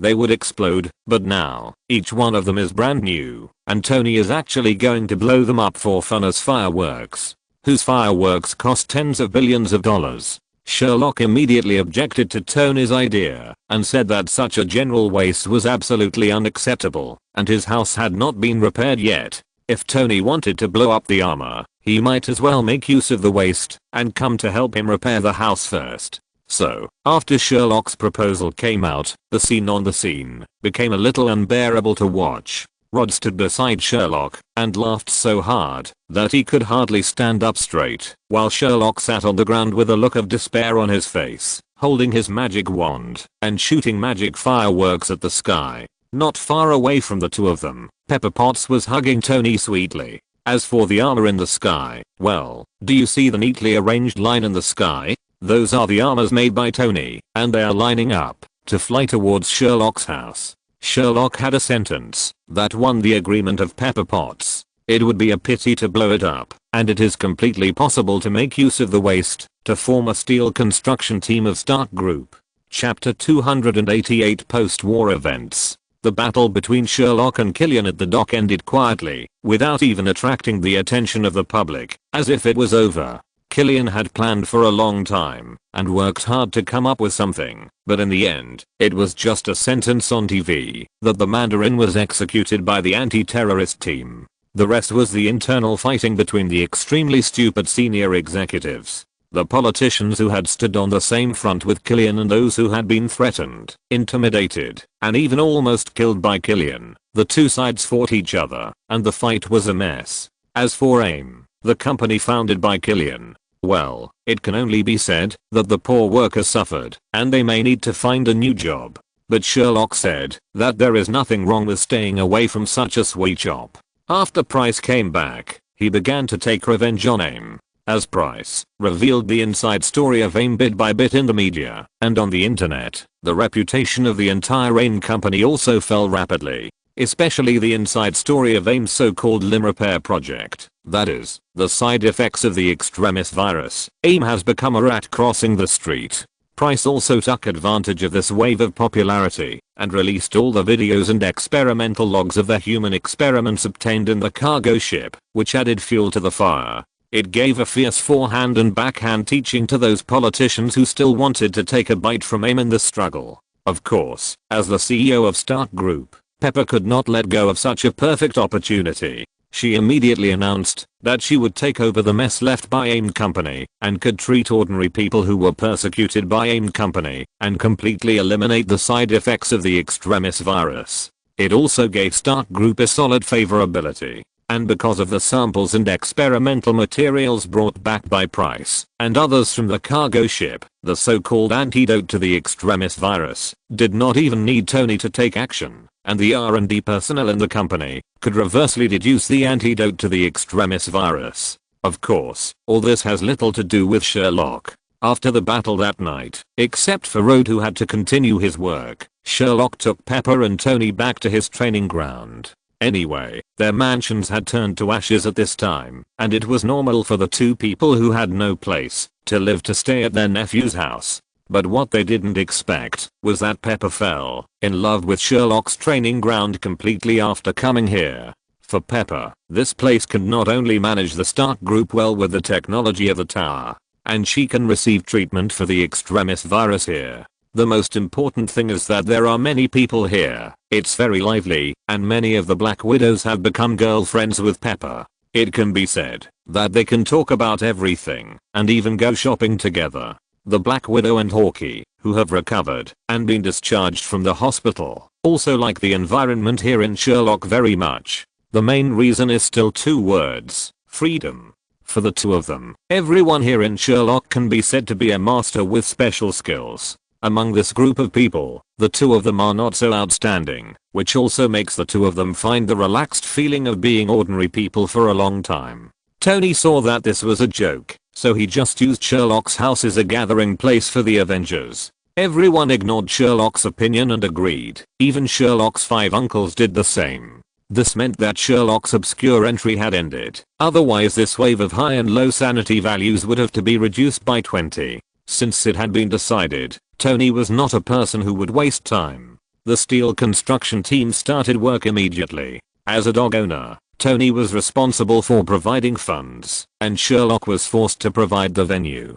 The major transformation of the training ground was carried out vigorously. Every day, the people in the training ground were extremely full, constantly designing the parts related to themselves. The Avengers such as Black Widow did not even think about being polite and directly planned a small house for themselves behind Sherlock's training ground to live in. That is, Sherlock's home is large enough. Otherwise, according to these people's ideas, Sherlock's home may not be able to fit in.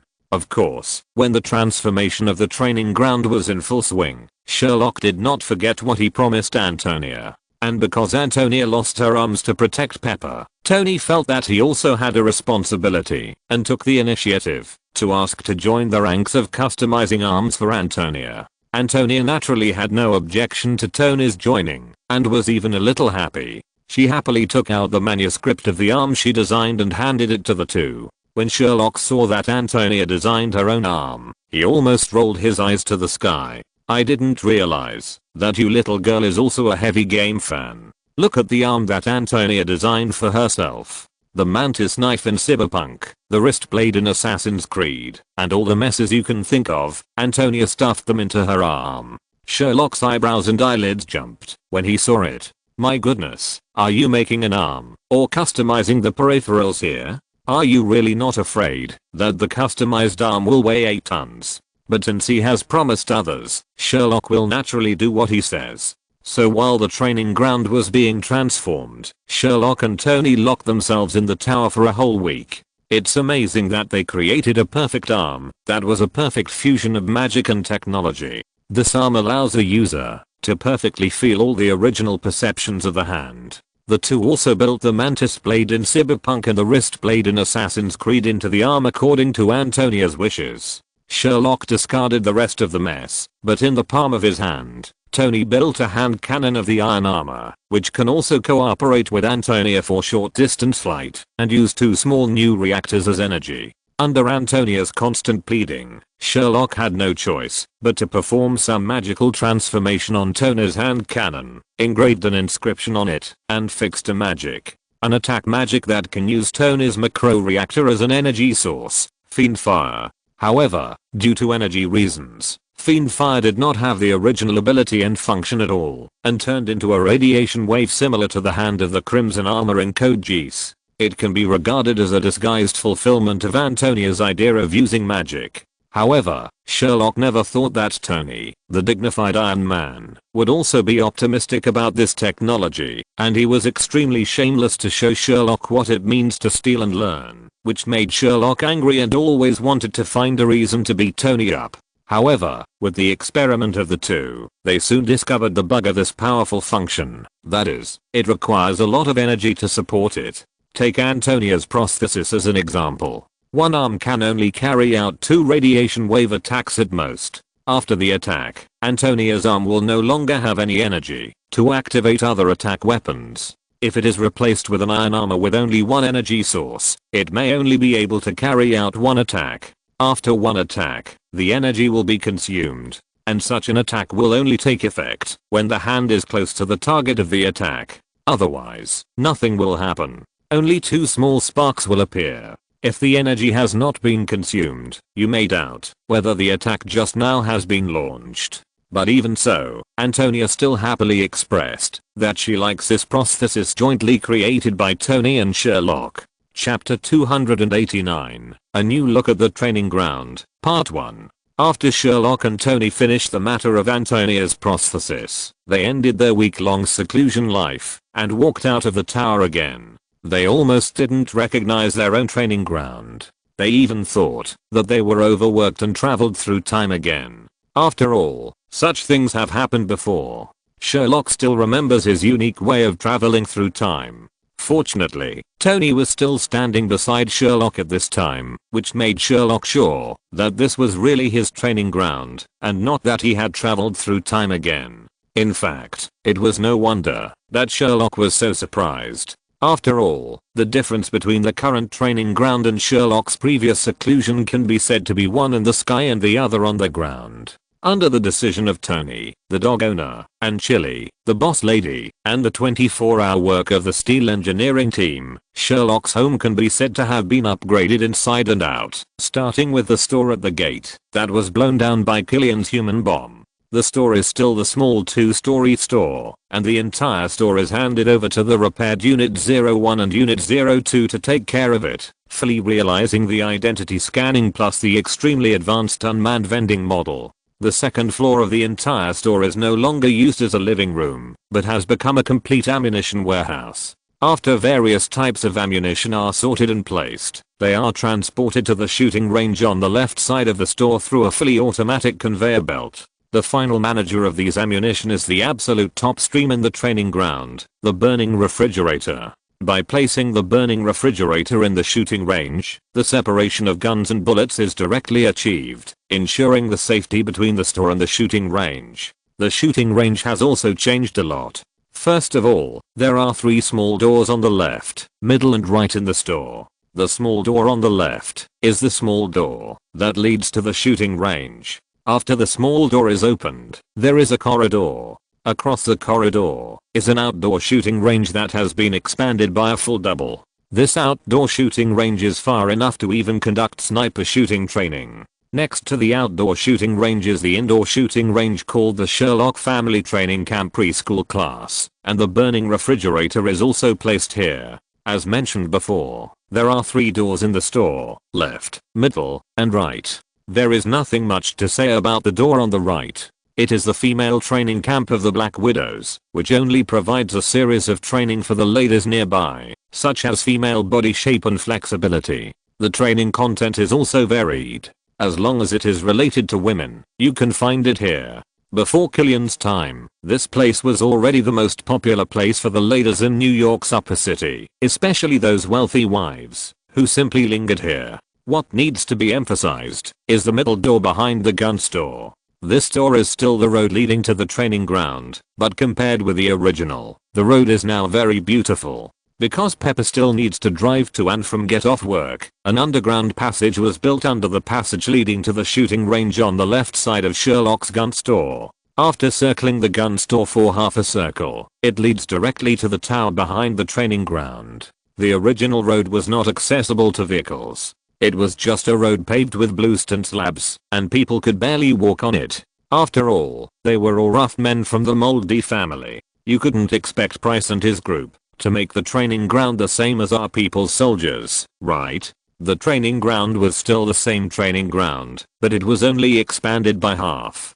Price could use the expanded space for more training. Opposite this expanded training ground, next to the Black Widow's female training camp, was the large warehouse used for CQB training. This had not changed. However, even if there were changes, they would probably have to be modified back. After all, in the Black Widow's training ground, the short section of road from the training ground to the CQB warehouse was called the Hormone Road by the rich ladies in the Black Widow's training camp. As long as the trainees who were going to QCB training passed by this section of road, they would inevitably be whistled and teased by the group of female hooligans. The trainees are all young men, and they will inevitably be embarrassed by the teasing of these female gangsters and rich wives. It is not that no trainees have complained, but Price believes that just a few words of teasing can cause your mentality to be unbalanced, and the CQB training will be greatly reduced. What if you really go to the battlefield and the other side uses a honey trap?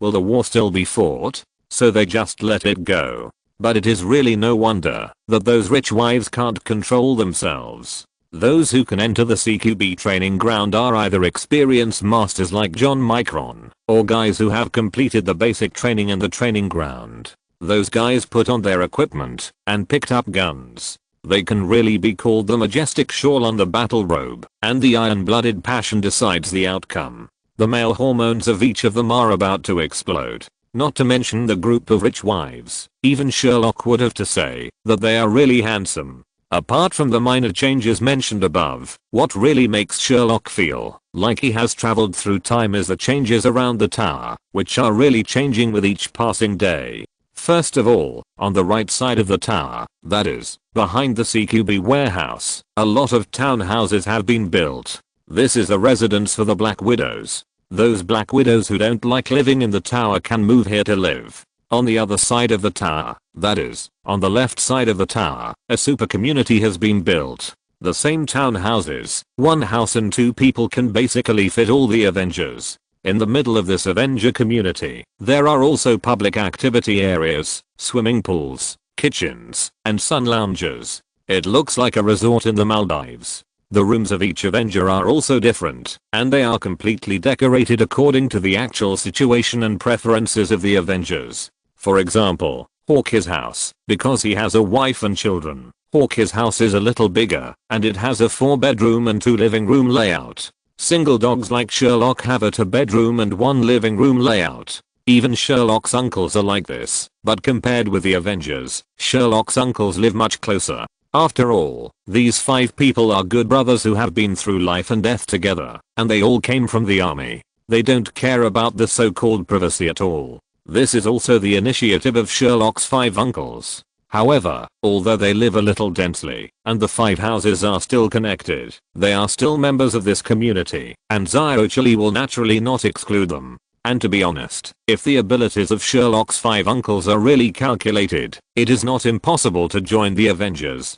After all, they are players who can compete with Black Widow Hawkeye. Ziochili has seen these 7 people mixed together and sparring with each other more than once. Even the 2 Lolita in Sherlock's family, Ziochili prepared a house for them, but considering the age of the 2 Lolita, they were finally arranged to live together first, and the location of their residence is also very close to Sherlock and Sherlock's 5 uncles. Of course, since they have arranged houses for all the Avengers, they can't be partial to one over the other. Pepper also built a lot of empty houses for the future Captain America, Falcon, Hulk, etc. Anyway, the place is big enough and the materials won't cost much, right? Chapter 290, A New Look at the Training Ground, Part 2. Of course, as the sponsor, Pepper and Tony's house is naturally the largest and most luxurious in the entire community. Even Sherlock has no objection to this. After all, they are the ones who pay for it, right? It is worth mentioning that, because Tony is not here, Pepper is responsible for all the design and construction this time, and finally completed what she and Tony have always wanted to do since they met. That is, the family will never leave Tony a chance to transform the garage or room at home into a studio. Pepper said that she was tired of going home from get off work and found that Tony had messed up the house because of his creativity and even had to ask the engineering team to come to repair the house. Home is a warm place to live. Therefore, although Pepper and Tony's house is the largest, most of it is used for living and entertainment. In order to eliminate the unique garage studio plot on his side, Pepper did not design a garage when designing this community. Can you believe it? Then someone must ask, as the strongest handmade blogger in Marvel, Tony, if there is no studio at home, where should he go to complete the design and manufacture of his iron armor? The answer is simple, because considering that this place is likely to be used as one of the Avengers bases in the future, for convenience, Pepper designed a super huge hangar at the back of the community. How big is this hangar? Anyway, Sherlock feels that, if he doesn't tell himself that this thing is a hangar, Sherlock can even think of it as a warehouse like a dock or a storage of airships. After all, this thing is really too big, and this size is almost as big as the female training ground run by half of Black Widow. And because it is big enough, not only Tony's studio, but even the studios of many Avengers, and 141 have been planned by Pepper in this huge hangar. Next to the hangar is also connected to a super factory and warehouse complex that is half the size of the hangar.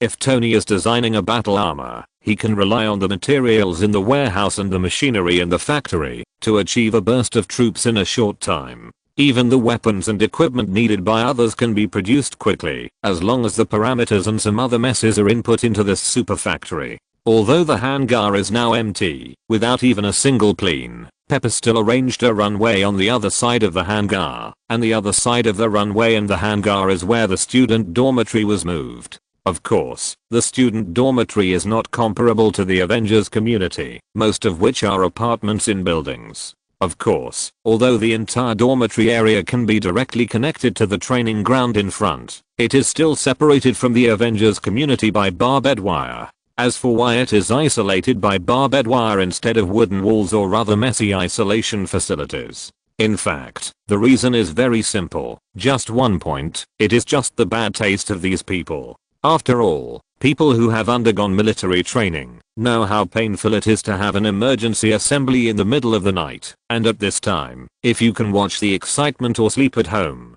don't mention how comfortable it feels. It's very simple to achieve this. After all, these people live with Sherlock's 5 uncles, that is, the instructors in the training ground. It is definitely not difficult to ask, or let Sherlock's uncles inform them in advance. Even Black Widow began to pull Hawkeye and Price to discuss when they could experience the joy of being an instructor and teaching students to assemble in an emergency. Sherlock visited his brand new training ground while listening to the discussion of several people and silently drew a big cross on his chest for the students who were coming back. There are no good people here. Compared with Black Widow's bad taste, Hawkeye, the son of the elf, is very interested in the forest behind Sherlock's training ground. That piece of land is also Sherlock's land. After the training ground got on track, Price had bought all the surrounding land. The forest behind was only a spare land resource, and occasionally it would take on the responsibility of the exercise site. Of course, the source of Sherlock and Tony's happiness, the fish pond, was not forgotten. In front of the dormitory building, a piece of land was specially opened up for Sherlock and Tony, 2 fishing old men, to open up a fish pond. In order to satisfy Sherlock's occasionally awakened racial talent, a small piece of vegetable land was left for Sherlock. Anyway, Sherlock's home renovation has been almost completed, and Sherlock himself is also very satisfied with his new 2-bedroom 1-living-room house, so he didn't say anything. It must be said that Tony's iron armor did not turn into fireworks because of Sherlock, but turned into a steel engineering team. It was really not a waste. Under the control of Jarvis, the infrastructure speed of the steel engineering team is comparable to the rabbits, blessed by the mysterious oriental power. In less than 2 days after Sherlock came out of confinement, the entire training ground was completed. Looking at the brand new training ground and his living environment, that can be said to have been upgraded to a small villa, Sherlock nodded with satisfaction and ran to the fish pond with Tony's lover Hawkeye to fish. The two were determined to turn Hawkeye, the son of an elf who likes the forest, into a fisherman. You really don't say. They really did it, and Hawkeye really fell in love with fishing. But Sherlock and Tony began to get bored with the sport of fishing, and even almost broke the fishing rod in their hands. The reason is very simple. He doesn't know if there is really a novice protection period for fishing. Hawkeye can't catch fish. Sherlock and Tony have been empty-handed for 2 days. On the 3rd day, Tony even put on a suit of armor to fish, and Sherlock also took out his wand. Oh, by the way, Tony's suit of armor was named Mark 45 Angler by Tony. It is a special suit for fishermen, nicknamed Never Empty-Handed. The name is loud, but it's useless. Tony and Sherlock are still empty-handed. Tony was so angry that he wanted to start the armor to pump water on the spot. Sherlock waved his wand to let these ignorant fish taste the bitterness of magic. In the end, Hawkeye, who was holding back his laughter, called Pepper over and took 1 ear each back. Oh, by the way, compared with the two, Hawkeye is undoubtedly a winner in life. At the suggestion of Black Widow, Hawkeye took his wife over, just in time for his wife to give birth. Looking at the whole New York, there may not be better medical conditions than Sherlock's, so Hawkeye's first child was born in Sherlock's training ground. As the youngest person in his training ground, Sherlock certainly wanted to express his gratitude, so in front of Hawkeye and his sister-in-law, he popularized a mysterious Eastern ritual called confinement. Well, then Hawkeye's miserable life of confinement began. Sherlock laughed wildly at this. "You old man, let me laugh at the Air Force. If you're listening to this novel on a channel other than Fanfic World, it means they downloaded and uploaded it without effort. We cordially invite you to visit our channel, Mundo Fanfic Novelos. There you'll find the original version of this story and you can explore many other novels of various genres. We're waiting for you to immerse yourself in a world of incredible novels." Chapter 291. I want team building. It has been a whole week since he came out of seclusion. During this week, Sherlock has been extremely comfortable. To what extent can a worker envy him so much that his eyes turn red and he can't wait to eat his flesh and drink his blood? After waking up in his new villa, Sherlock calmly changed into swimming trunks and ran to the swimming pool for a morning exercise and swam a few laps. Well, although this habit was forced out by Price holding a gun, the reason was that when he was in action, Sherlock's performance seemed to have forgotten the original training. But considering that Black Widow, Antonia and the two little girls also had this habit, Sherlock just let it go. After all, which straight man doesn't like to see beauties in swimsuits?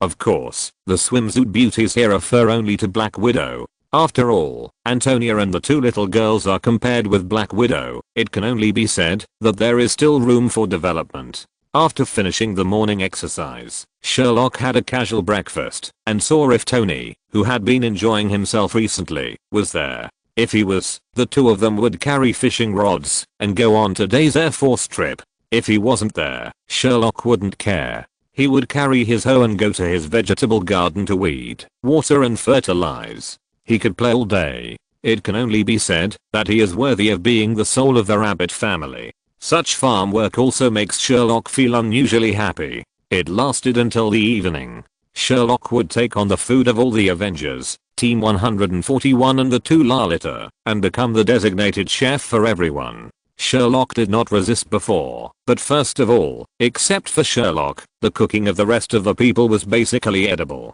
It was impossible to achieve the color, fragrance, and taste of Sherlock's Chinese food. Secondly, in the face of Sherlock's resistance, Black Widow and Sherlock's uncles did not give him any face. Black Widow directly pointed out the scene of Sherlock cooking at Sherlock's house at that time, saying that the captain had told him. After trying the pig food made by others, Sherlock's 5 uncles directly pulled out their guns in the face of Sherlock's resistance. No matter how awesome Sherlock is, he can't resist 5 black gun muzzles pointed at his head at the same time, right? Moreover, Sherlock loves cooking so much that he will certainly take on the responsibility of a chef. Well, it's definitely not because he is afraid of the intimidation of his uncles. Absolutely not. As for Tony, well, he lives a more carefree life than Sherlock. For a whole week, he either drives to the company with Pepper to hang out together, or pesters Pepper until she is annoyed and is left alone at home. At this time, Tony is waiting for Sherlock to come to him with a fishing rod.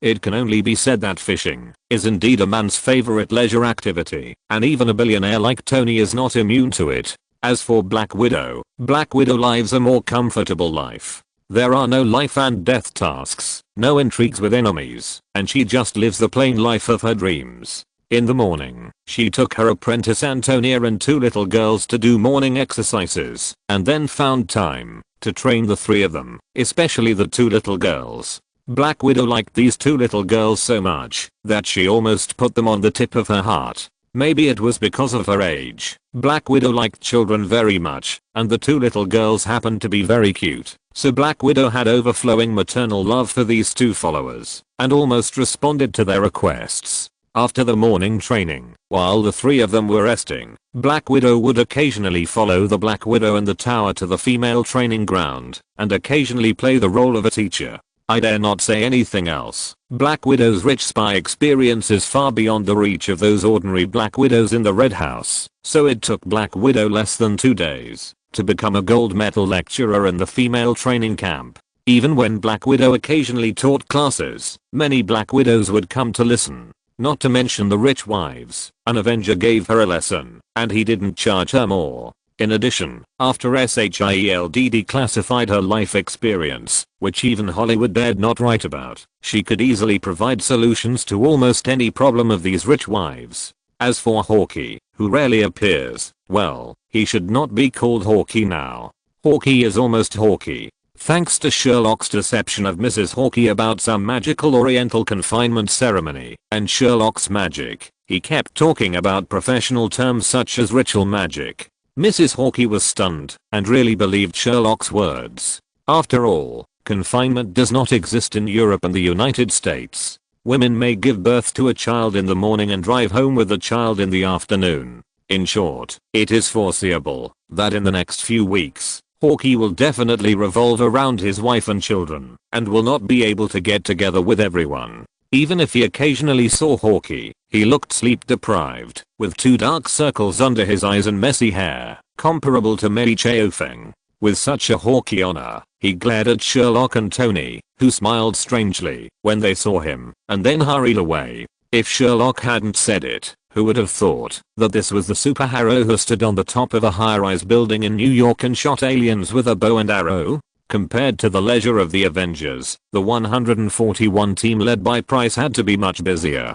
Because the training ground had been expanded, Price had been bringing the steel engineering team to add training equipment to the training ground since Sherlock came out of confinement. Sherlock had also specially visited the training grounds and equipment designed by Price. After seeing them, he had only one thought: I hope that the group of students can leave peacefully after returning. After only 1 week of such peaceful days, Sherlock couldn't sit still. It's true that leisurely days are beautiful, but isn't it a bit too dull? Anyway, Sherlock, who is active by nature, couldn't bear it, so he put forward his own ideas when everyone was together in the evening. I want to team build. Almost everyone agreed with Sherlock's idea, except Hawkeye, because his wife had just given birth and the child was not even a month old.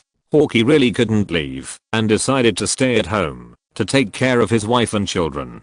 Except Hawkeye, almost everyone agreed, even Platt and others disagreed. After all, the training ground had just been built, and they had to wait for materials such as cement to dry and solidify before school could start again. It was better to do a team building like Sherlock said. So everyone began to discuss the destination. In the end, Sherlock won the discussion, because the destination Sherlock proposed was unique in the world, and no one in the workshop had ever been there. King Haiti Bet Plateau. Chapter 292 Group Building 1. After determining the destination, everyone began to discuss the ways and methods of traveling. Tony meant to take a direct flight, which would save time, effort and be convenient. Anyway, he had a private plane, so these people didn't have to go to the airline to buy tickets, and they could leave at any time. As little fans of Sherlock's magic, the two Lolly and Antonia especially wanted Sherlock to use magic to take them there, so that the three of them could experience the magic of magic. As for Black Widow and 141, because of their special identities, they preferred to go there through unofficial means such as the Continental Hotel. After all, they were either old executioners who killed people without blinking an eye, or old spies active all over the world. It was always good to be secretive. As the proposer, Sherlock's idea was completely different from everyone else's. He wanted to take a train. That's right, it was the green train in everyone's impression. According to Sherlock, the meaning of traveling is not to check in and take pictures, but to see the scenery on the journey. Driving is too tiring, so taking a train is just right. Under Sherlock's crazy output of chicken soup for the soul, Sherlock's train trip finally won the majority of votes. Since where to go and how to go have been determined, there is only one problem left. Everyone present has no ID card.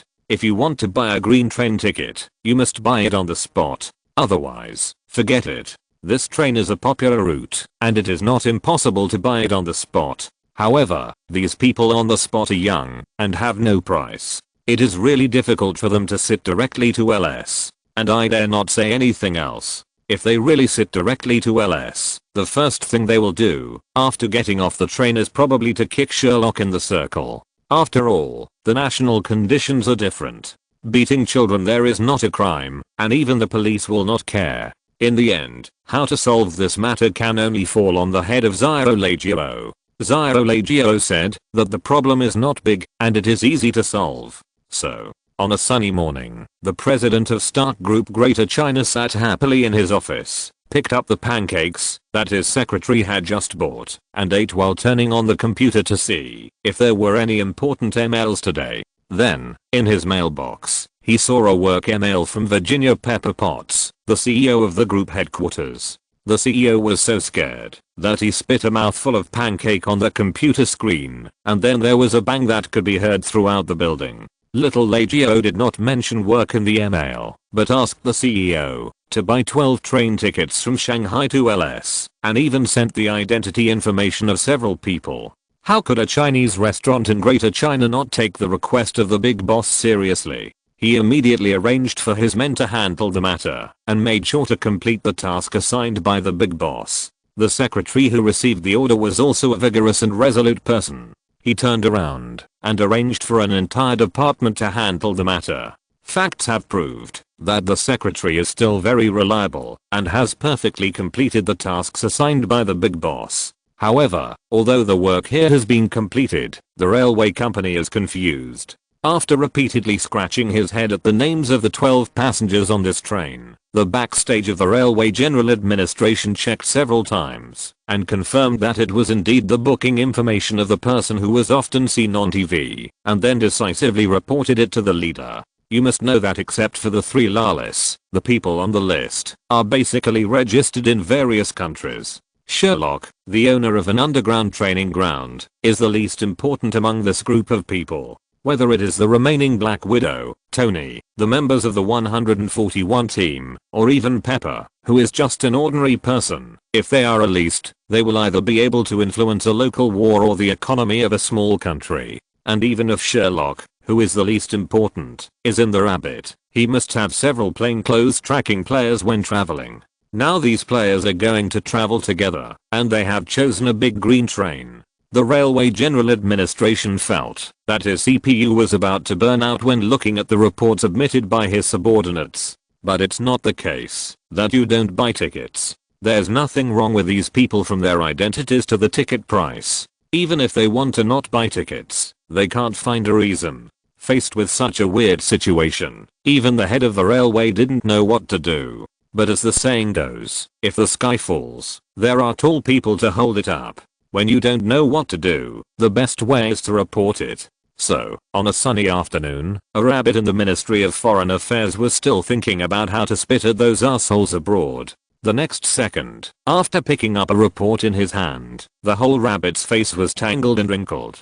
Damn it, I've been a troll for too long. Am I hallucinating because of spitting at assholes? This was the first reaction of the diplomatic rabbit after seeing the report in his hand.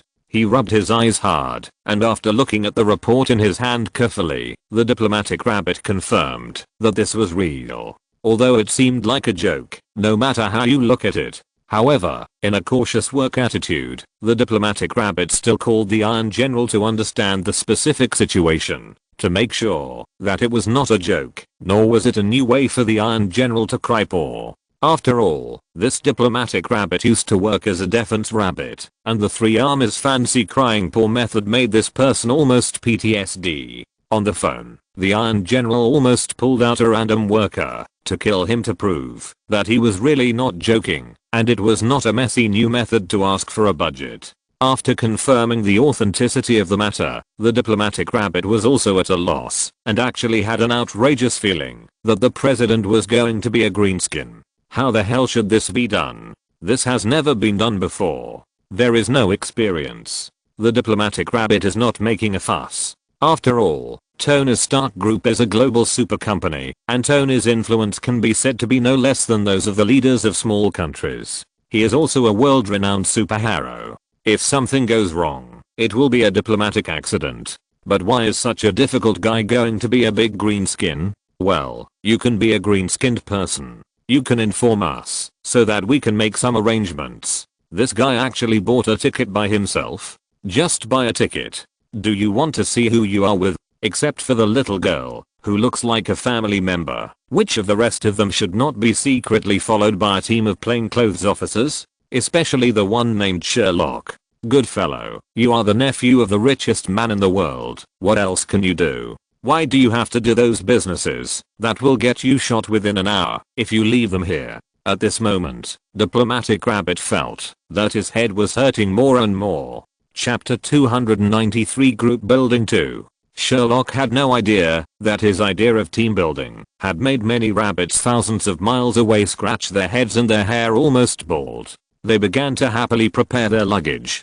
After all, it was a plateau trip, and it was the first plateau trip for these people. Everyone was very concerned about this team building and started to prepare their luggage and things to use early. But the more they packed, the more problems they felt. First of all, the most important one was the language problem. Among these people, except Sherlock, who had a rabbit soul and was completely okay with the rabbit language, there was only Black Widow, an old spy, who could read and write the rabbit language half-baked. The rest were also confused, let alone writing. Even in the small rabbit language class that Sherlock opened temporarily, this group of players who stood at the top of human force value couldn't even understand something as basic as intonation. Even Black Widow expressed doubts about the first, second, third, and fourth tones in the rabbit language. Damn it, can you imagine that the pronunciation of the four words mama and ma is all ma, but because the intonation is different, it is the four words mama? They can't even speak well, let alone write. It was only after Sherlock started teaching that he was sure of one thing. In his previous life, he was not joking when he said on the internet that foreigners could read the Chinese characters of rabbits and draw pictures.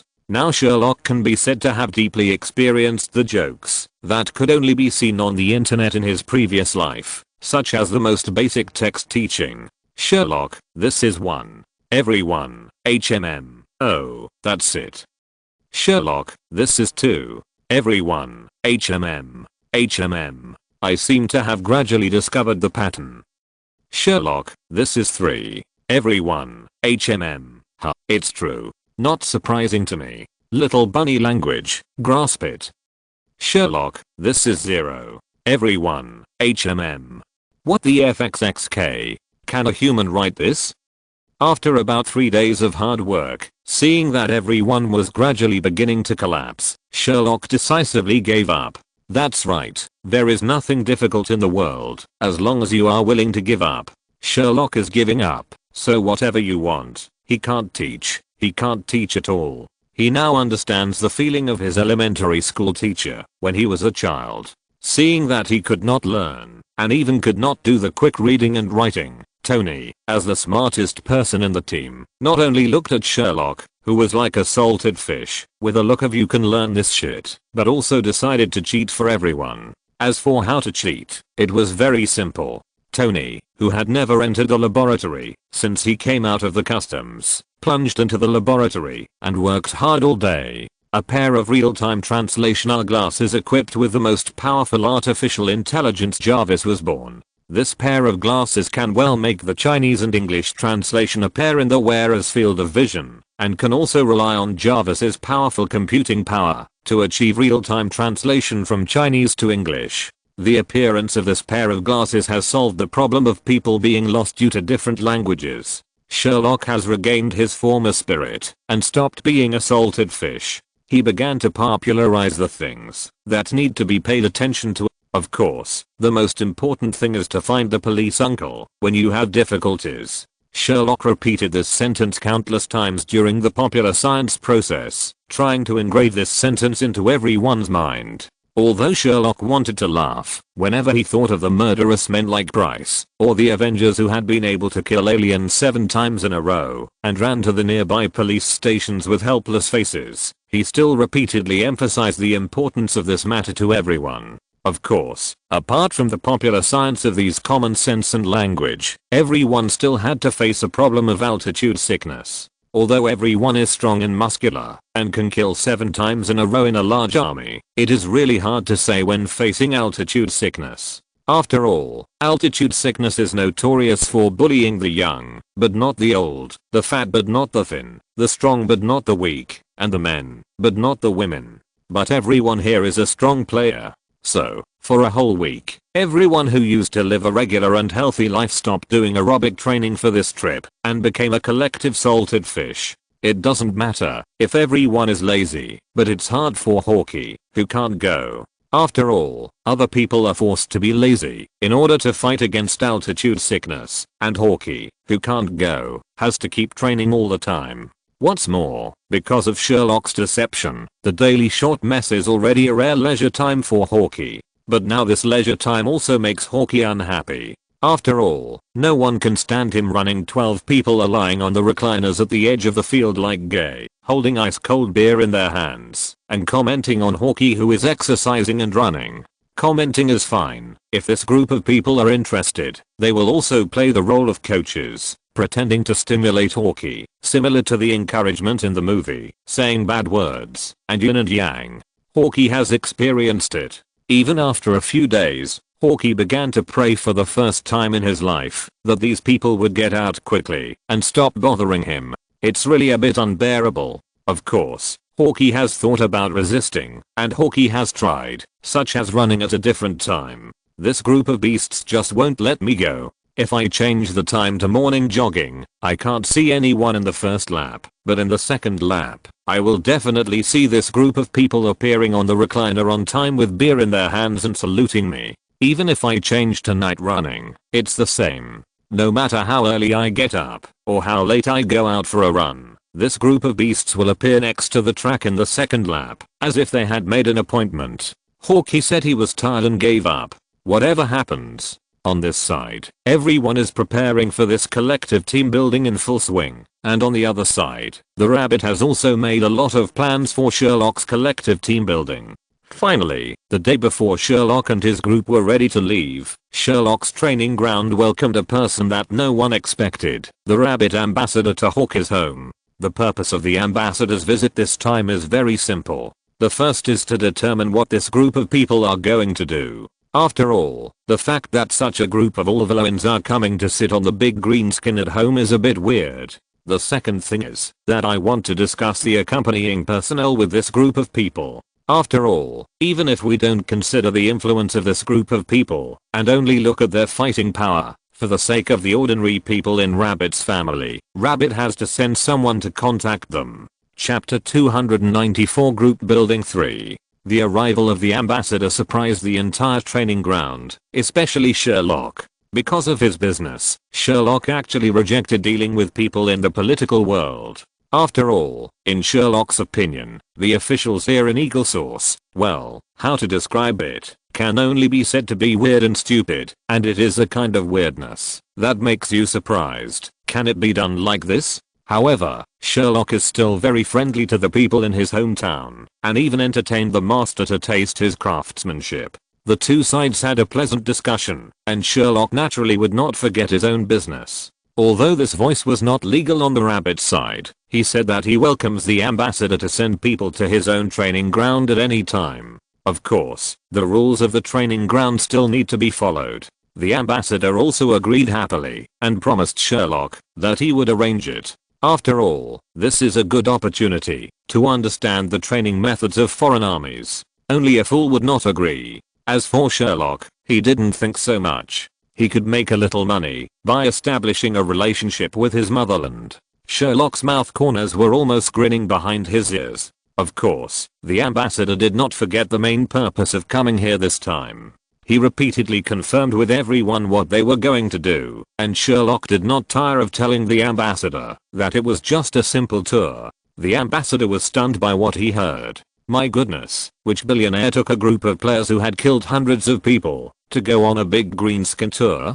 The ambassador said that he did not understand, but was shocked. Of course, Sherlock saw the label of "Why does this sound so outrageous?" on the ambassador's face, and he no longer hesitated. All kinds of chicken soup for the soul about LS came out of his mouth. Like the jingle about youth has no price, and the jingle of hard ride to LS came out of his mouth. Half an hour later, Sherlock directly told the ambassador that he was numb. My goodness, no one could withstand such a high-intensity bombardment of literary youth quotes and jingle chicken soup. What's more, Sherlock didn't look like he was going to take the postgraduate entrance examination at Rabbit, so why did he say jingle all the time?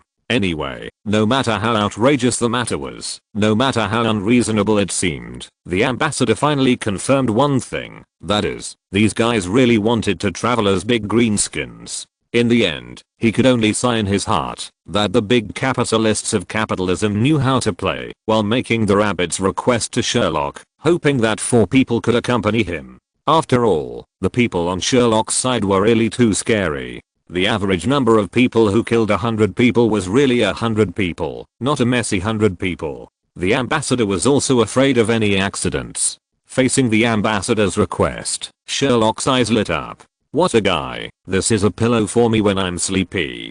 I don't even need to find a tour guide. I was afraid that the ambassador would go back on his word and quickly agreed and took the initiative to request that there must be women in the configuration. After all, there were many female comrades on his side.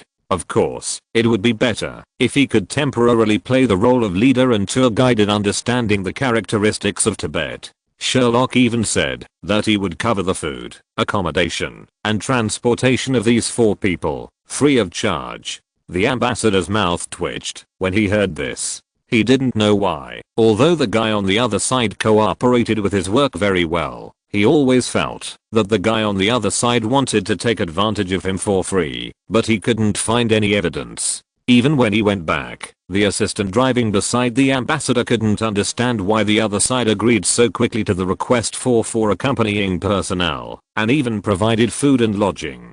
After all, the people on the Eagle Source side are famous for caring about the so-called privacy. However, one thing can be confirmed, the task of these 4 people is not to guard this group of people, but the main purpose is to protect the group of players who like to steal. After all, it's just stealing something. It's not a violation of the law of heaven, and it won't touch the world's top special forces, the Avengers in the Avengers Alliance, and the old spies who have killed countless people. How to say it, the main point is that the crime is not punishable by death.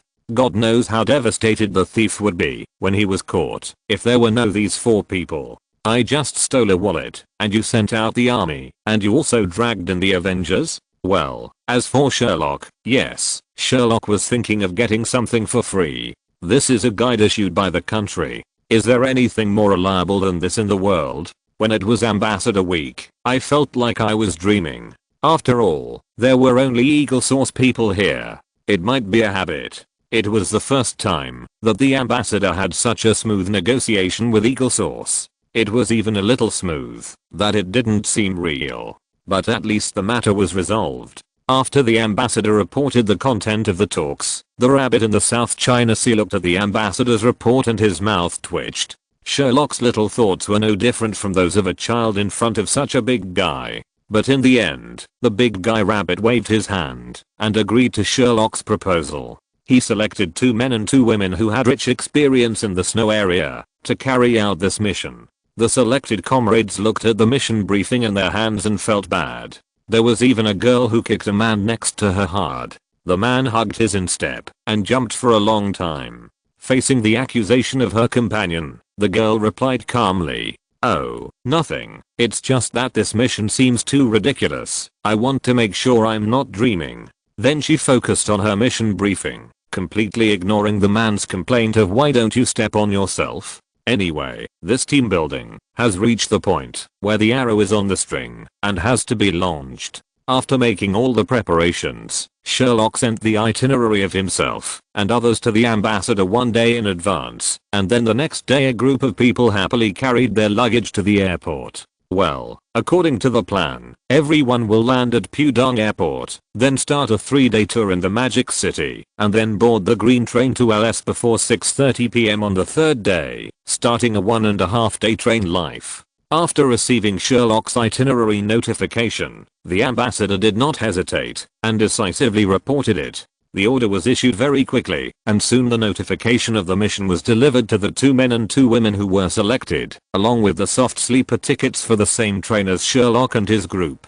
looking at the notification in their hands, the tickets in their hands, and the treatment and tour guide introductions that they had memorized for the past few days on the table, the 4 people finally confirmed that this mission, that looked so outrageous, was actually true. Chapter 295 3-day tour of the Magic City 1. With the roar of the plane engine, a huge passenger plane with a Stark Group logo landed at the Pudong Airport in Shanghai. Yes, this plane was the private plane of Sherlock and his party. Thanks to Tony for contributing his private plane as the means of transportation for the first leg of this trip.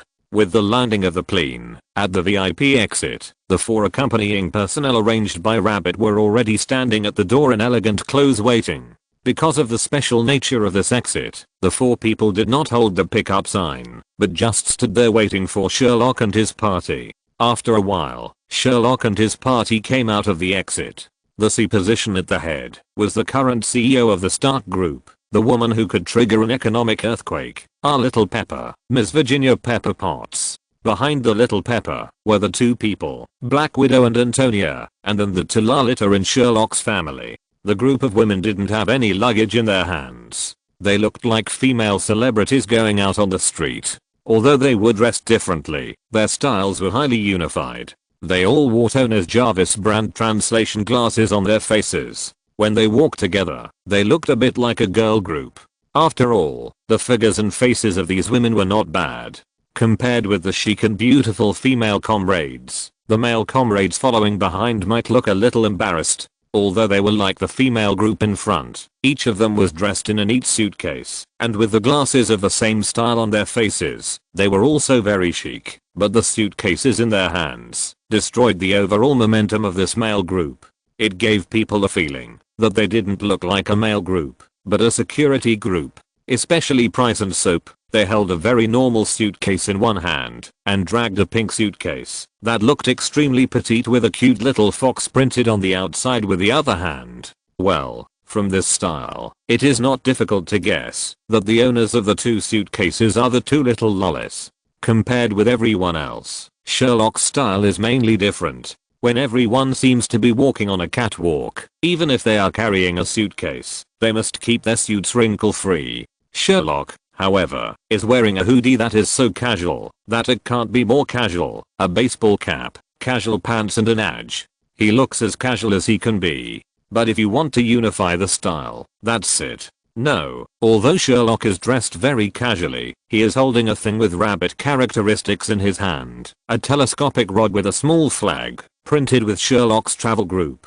Although Sherlock's style is incompatible with the people in the team, he looks dignified and generous overall, but for some reason, with the small flag, he always looks a little more mercenary. As the only person who is proficient in Chinese in the team, Sherlock saw the 4 people standing at the entrance of the passage as soon as he left the station, and he was sure at a glance that these 4 people were definitely the companions arranged by Rabbit for him. The reason is simple.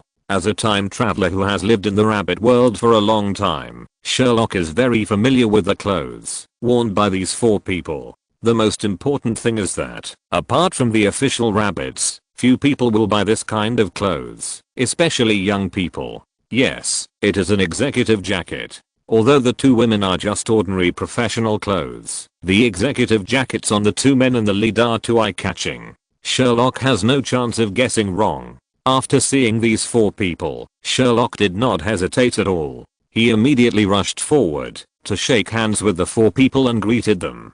After a set of standard reception quotations for civil servants, Luke saw full of confusion in the slightly twitching corners of the 4 people's mouths, and also knew the code names of these 4 people, A, B, C, and E. That's right. Although the 4 people are accompanying personnel this time, and this trip is not much different from a holiday for them, but due to work needs, they cannot tell Sherlock their real names. Sherlock didn't care about this. He didn't care about A, B, C, D, or ABCD. He was a tour guide who came here for free. He didn't care about it. Seeing that Sherlock had no objection to his code name, as if he had known it for a long time, A, who was in the 4-person group, breathed a sigh of relief and hurriedly began to greet Sherlock to go to the parking lot outside. For this trip, they specially arranged a coaster official car as a reception car. Sherlock seemed to be at home, laughing with A, while holding up his small flag, and leading everyone to the vehicle outside. B, C, and D, who were following behind A, started to make eye contact when they heard Sherlock's extremely standard reception quote for the civil servant exam. B, damn, why does this little foreigner give me the feeling that his essay score is higher than mine? C, you feel right. Just this little trick. I have been doing this for so many years, and have only seen it on candidates from Shandong. If you don't have decades of experience, I won't believe it if you tell others. After receiving the looks from the two, the youngestling's beautiful big eyes widened, and he looked at C and B with horror. Ding, shit, no, the quintessence of the Chinese nation has been leaked. In response to Ding's complaints, B and C rolled their eyes, and said nothing more, pulling Ding, who was still in shock, to quickly catch up with the pace of the main group. You know what, this is the first time Sherlock has sat in a coaster in his two lives. Looking at the scenery outside the window, which is almost the same as in his previous life, Sherlock is also full of emotion. This is also a disguised way of going home. Of course, no matter how excited he is, he still can't bear the physical fatigue. It can only be said that jet lag is really a magical thing. Sherlock and his group set out at night, and it was still night when they arrived in the Magic City. But it's also good. It's still good to have such an unlucky thing as jet lag. Fortunately, Sherlock and his party had already booked a hotel before they set off. It was not a top hotel, just the Hilton. Although it was also a 5-star hotel, it was not luxurious compared to other 5-star hotels. Of course, Sherlock did not forget about the 4 people A, B, C, and D, and he also booked rooms for them on the same floor. He said that all-inclusive food and lodging were included, so it must be all-inclusive food and lodging. According to the address reported by Sherlock, the coaster drove to the door of the hotel in a hurry, and everyone checked in without any hesitation. Originally, according to A's plan, this coaster was the means of transportation for everyone during this period of time in the Magic City, but what the 4 people A, B, C, and D did not expect was that Sherlock and his party were so down to earth and did not play by the rules. The good coaster was only used once as a pickup vehicle and was never used again.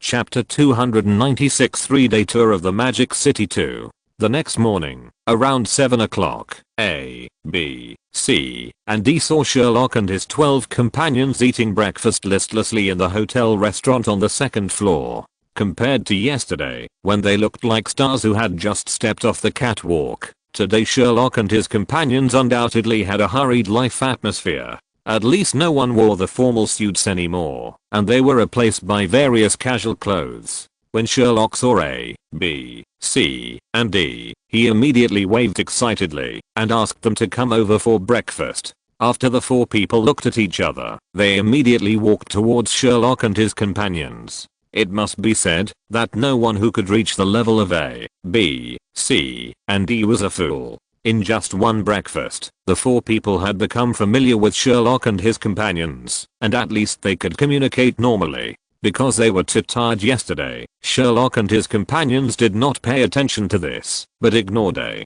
B, C, and D. Although breakfast was a buffet, it was a very enjoyable meal for both the host and the guests. In particular, except for Sherlock, everyone in Sherlock's group was amazed at the richness and deliciousness of the rabbit's breakfast. It was no wonder that Tony and Sherlock's 5 uncles were so surprised. You know, in the entire West, breakfast is either meat, eggs, milk, or hamburgers, especially in the rich circle. Under the premise of paying special attention to health, they eat in a very primitive way. Bread is considered to be something that has been exquisitely cooked among this group of people. It was only after Sherlock came that Tony and his group knew what kind of plain life they had lived before. However, because Sherlock likes to stay in bed in the morning, this group of people can only solve breakfast and other things by themselves. If Sherlock hadn't really missed the taste of steamed buns and soy milk this time, it would have been impossible for him to get up early. Of course, all the happiness of A, B, C, and D during breakfast froze on their faces when they finished eating and were ready to leave. The reason is very simple. Sherlock and his group didn't plan to take the coaster arranged by A, B, C, and D. According to Sherlock, if it is a pure travel, then you have to deeply experience the life of the locals. That is called travel. So, under the leadership of Sherlock's small flag, the group ran to the subway station of the Magic City with the expressions of A, B, C, and D, who all looked like they wanted to die. It was very beautiful at the beginning. Everything in the Magic City subway made this group of people feel fresh. After all, the New York subway guy almost shocked the world. Compared with our subway system, that is so clean and tidy that it reflects light and has a very high safety factor, the subway in Greater New York can be said to be varied and flourishing. In the New York subway, there are only things you can't think of, and there are no things that are not in it. According to classification, it can generally be classified into two categories, living and non-living. Among them, living things are divided into three categories: humans, humanoids, and animals. I won't say much about humans and animals. Basically, they are some ordinary people and small animals like mice and stray creatures. The humanoid creatures are really varied. You should know that the eagle source has always attached great importance to so-called individuality. Therefore, any strange hobbies you see here can be said to be normal. Although the genes of these humanoid creatures are definitely human genes, their appearance is really not like humans at all. As long as they are not human, they really look like anything. When Sherlock was curious, he saw a rat man sitting calmly on his seat, and even spoke with a squeaking sound. It can be said that he was deeply immersed in the play. And those inanimate things are even more colorful. In summary, they can be divided into three categories: garbage, excrement, and tools. Let's not talk about excrement. As long as it comes out of the body, it counts. You can give full play to your imagination. The garbage alone is enough to make people feel magical. In the New York subway, you can find almost every original object in the smallest classification of garbage classification, from gold jewelry to some bone remains that you have never seen. As for tools, let alone bicycles, they are considered normal. It was still that rat man. Sherlock still remembered that he was sitting on a sofa that could move by itself on the subway. To be honest, if Sherlock hadn't been unable to take his hands off his face because of the smell in the subway, his jaw would have dropped to the ground. Sherlock had only experienced the New York subway once, so he declined the offer. However, one thing was certain. It was true what those public intellectuals said before the time travel, that people on the subway in foreign countries were reading books. Sherlock personally proved that it was absolutely true. Basically, everyone had a book in their hands. But the main reason for everyone having a book in their hands was that there was no mobile phone signal in the fucking subway station. To be honest, if it weren't for that rat man, Sherlock could still have fun. I guess Sherlock would have to rush out at the next stop. The experience was really too bad. Of course, the experience of the Shanghai subway was not much better, but this was not the fault of the Shanghai subway at all, but Sherlock himself. How should I put it? Although the plan was very good and the facilities in the Shanghai subway were great, Sherlock and the others forgot one thing: the damn rush hour. This is also the main reason why A, B, C, and D looked so hopeless. After all, anyone who has experienced the rush hour in the subway will understand the pain of being squeezed off the ground. But since we are here, right? At first, Tony, Black Widow, and Sherlock's 5 uncles said that it was just a small rush hour.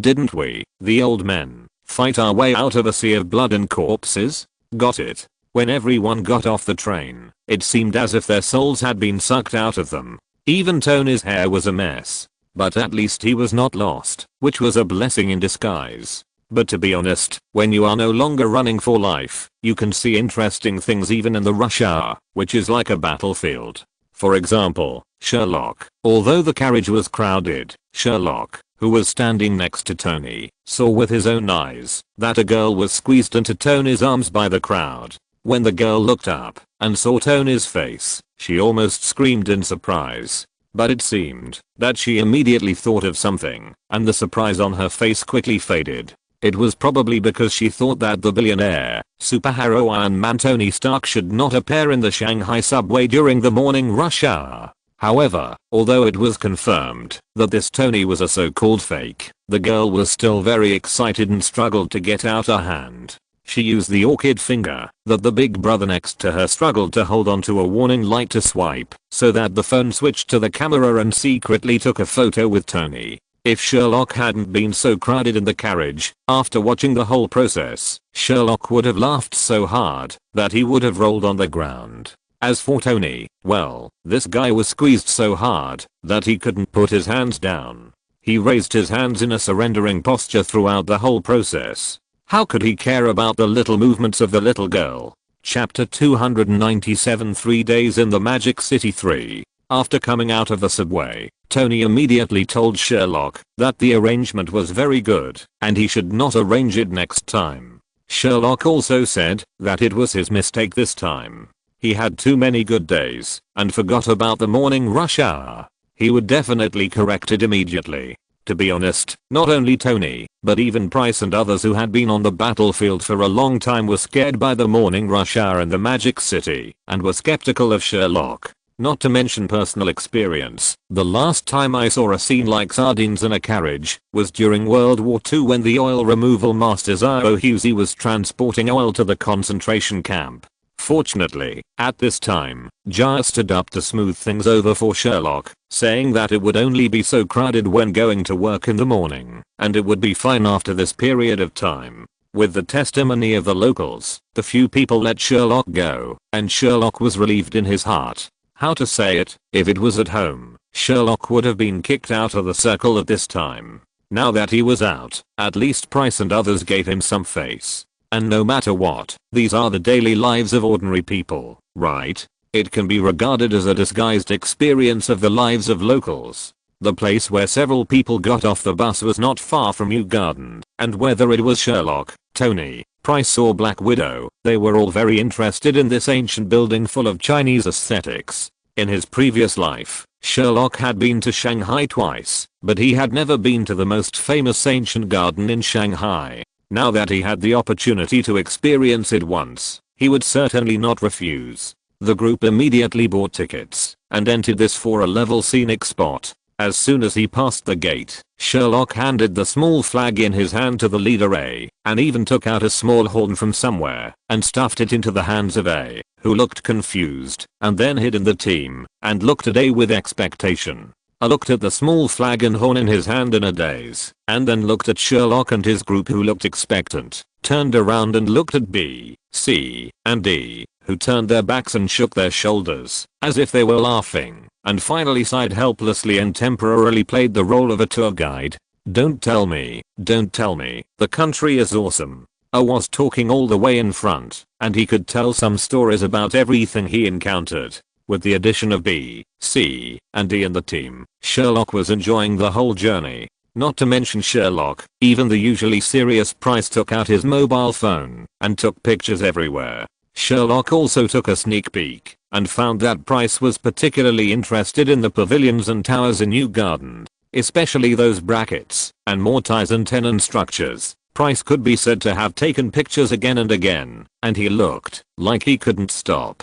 Sherlock asked Price curiously why he was so interested in objects like brackets and mortise and tenon.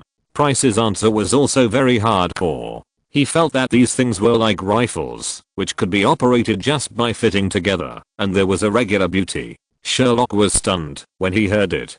Compared with Price's hardcore hobby, the lady behaved much more normally. Led by Little Pepper, several women took C and D, who were women, and got a full set of hanfu from somewhere. Several women happily put them on, and even C and D, who were accompanying them, were not spared.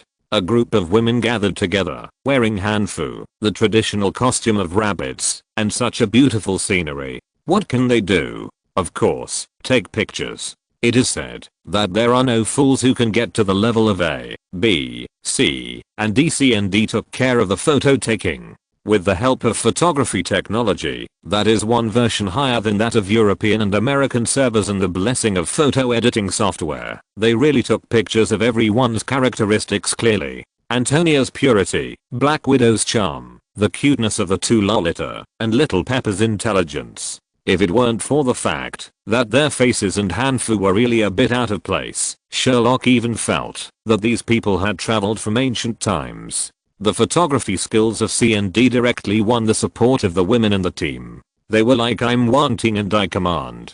It can only be said that no matter where women go, as long as they can take beautiful photos, they can gain the purest happiness. Tony also came up to take a look and was immediately shocked. He clamored to buy the hanfu that Xiao was wearing and then looked at A and B with resentment. It seemed to be saying, why do you hide this thing from us? Looking at Tony's rather resentful expression, A and B once again shattered Tony's rich and superhero filter and resigned themselves to their fate and took a group of old men to the hanfu store. After Tony changed into a flying fish suit and looked at the mirror for a while, he happily ran to Xiao side and prepared to take a bunch of loving photos with Xiao. Sherlock, Price and others were not interested in such a dress-up game until B accidentally mentioned that this shop also rented and sold armors from various dynasties. Sherlock could not sit still and immediately stepped forward to say that he wanted to try it. 10 minutes later, Sherlock, wearing Tang Dynasty Mingguang armor, joined C and D in the photo shoot. The majestic armor, coupled with Sherlock's perfect figure, to be honest, if it weren't for his face, he really looked like a young general who walked out of a picture book. Anyway, when Sherlock came, Pepper's eyes lit up, and she immediately abandoned Tony and took her nephew to take pictures, which made Tony stare at Sherlock's armor with a bit of resentment. If it was a dress-up game or something, Price Soap and others might not be interested in it, but if you say armor is something related to war, then Sherlock's 5 uncles are a little interested. 20 minutes later, 5 men in armor, who looked like generals who had just come off the battlefield, appeared in the photos of C and D. Even Ghost, who had not shown his face for many years, changed into a set of iron pagodas from the Song dynasty.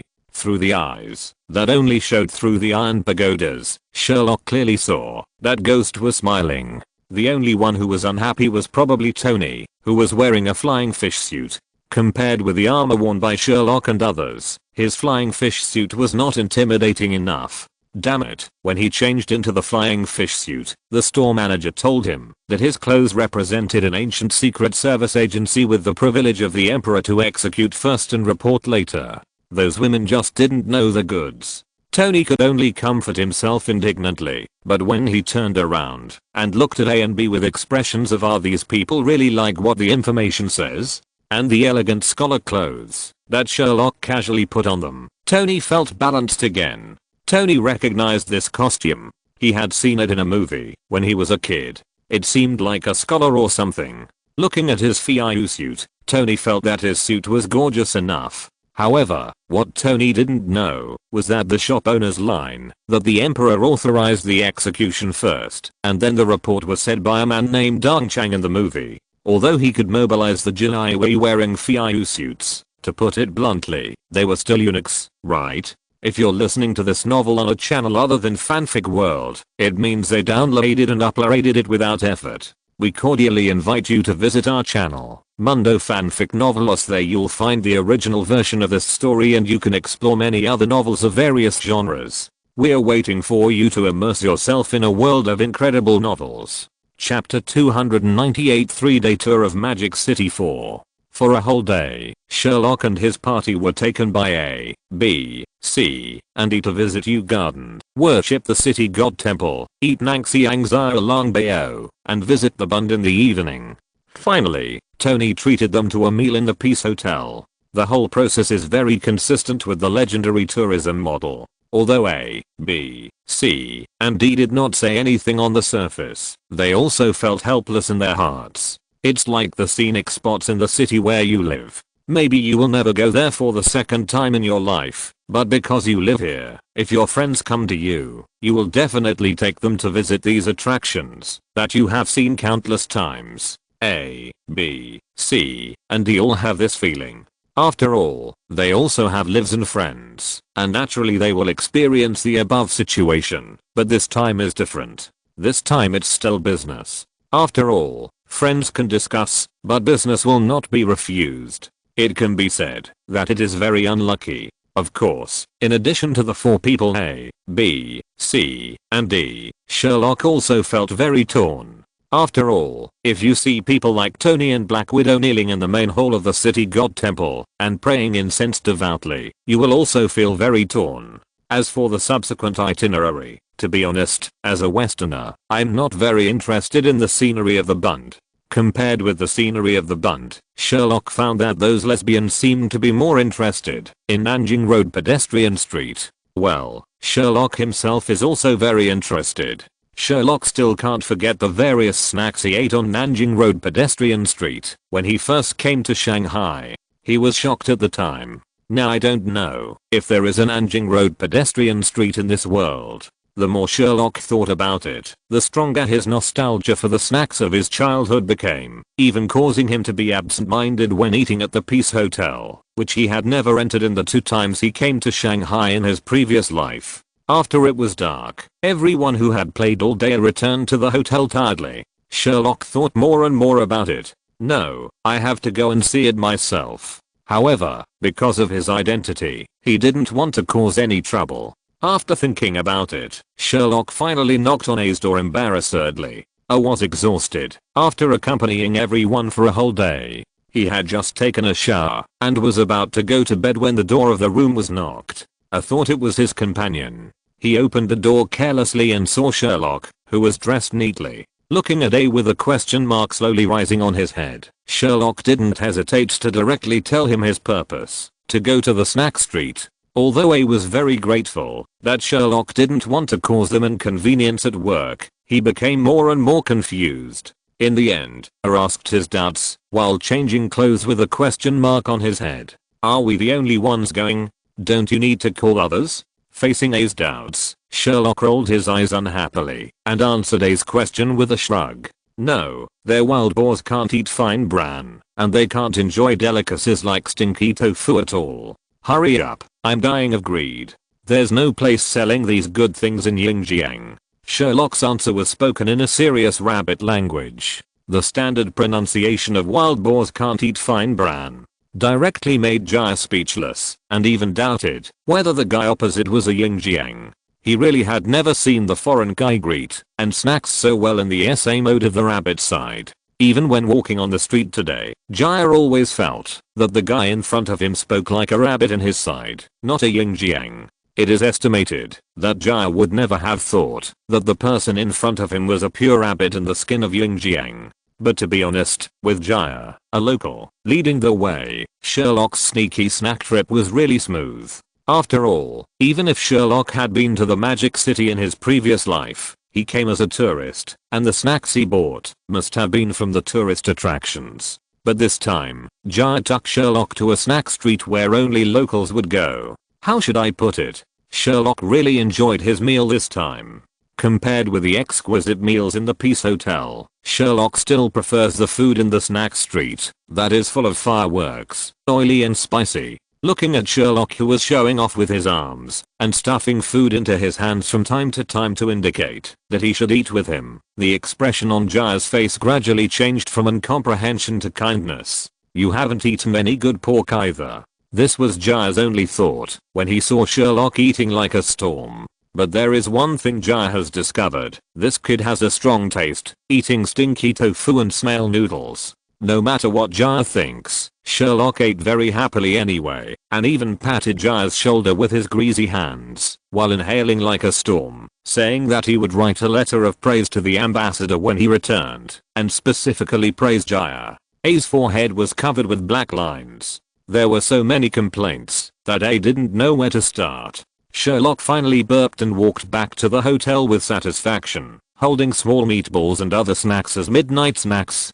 Then in the lobby of the hotel, Sherlock saw the black-faced Chili Pepper, Tony and his group, and the serious-looking B, C, and D, especially after seeing Sherlock's mouth full of oil, the aroma of food all over his body, and burping back. The anger of the people became even stronger. Good guy, eating alone.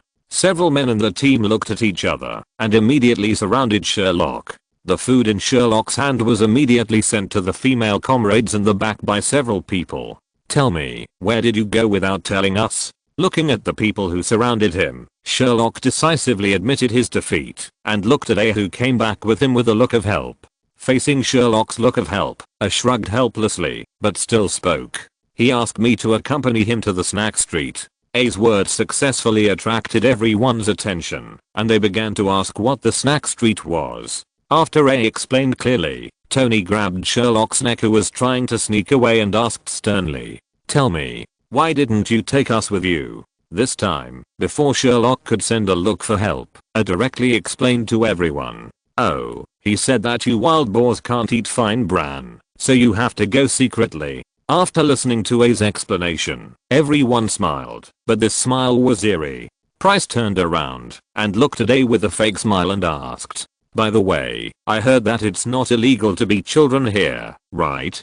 Facing Price's question, A calmly made a gesture of invitation. Well, there is no need to say more about the story afterwards. The whole lobby was echoing with Sherlock's screams. Until this time, B, C, and D came to A's side and whispered to A, "Boss, aren't you afraid of revenge from that kid for doing this?" Faced with his subordinates questioning, A just shrugged his shoulders and answered slowly, "No, I just gave him a complete childhood." Hearing A's words, the corners of B, C, and D's mouths twitched fiercely. Looking at Sherlock, who was being beaten over there, and then looking at A, who was standing calmly on the side with a greasy handprint on his shoulder, B, C, and D had reason to suspect that A was taking revenge. Otherwise, based on Sherlock's age, he is at least a young man. How could it become a childhood? After watching this familiar circle kick for a while, A came back to his senses and looked at B, C, and D beside him and asked,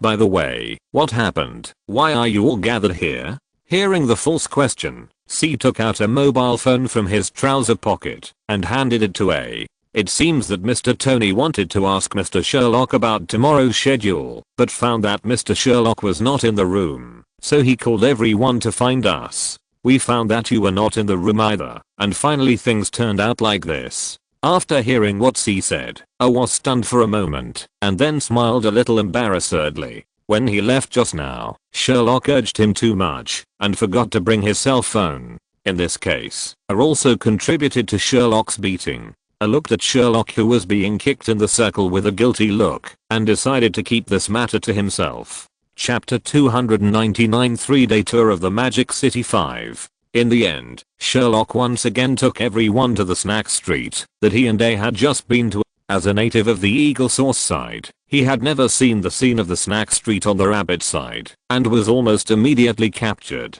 Of course, in addition to the atmosphere, the snack street also successfully captured everyone's taste buds. Unlike the fine dishes produced in those big restaurants, the snacks in the snack street are mainly characterized by a strong taste. If the taste of the dishes in those big restaurants is a precise strike like a surgical operation, and each dish has its own unique taste, then the food in the snack street is mainly a carpet bombing. No matter what, sour, sweet, bitter, spicy, salty or fresh, let your tongue feel it all at once. Of course, in addition to the food, the human fireworks unique to the rabbit on the snack street successfully captured the hearts of the group, and even made people sigh at the beauty of human beings as social animals. As the saying goes, the human fireworks are the most soothing to the hearts of ordinary people, and this sentence is not just a joke. In Sherlock's impression, the two places that can be called truly worldly are the crowded snack streets and the morning market in the northeast.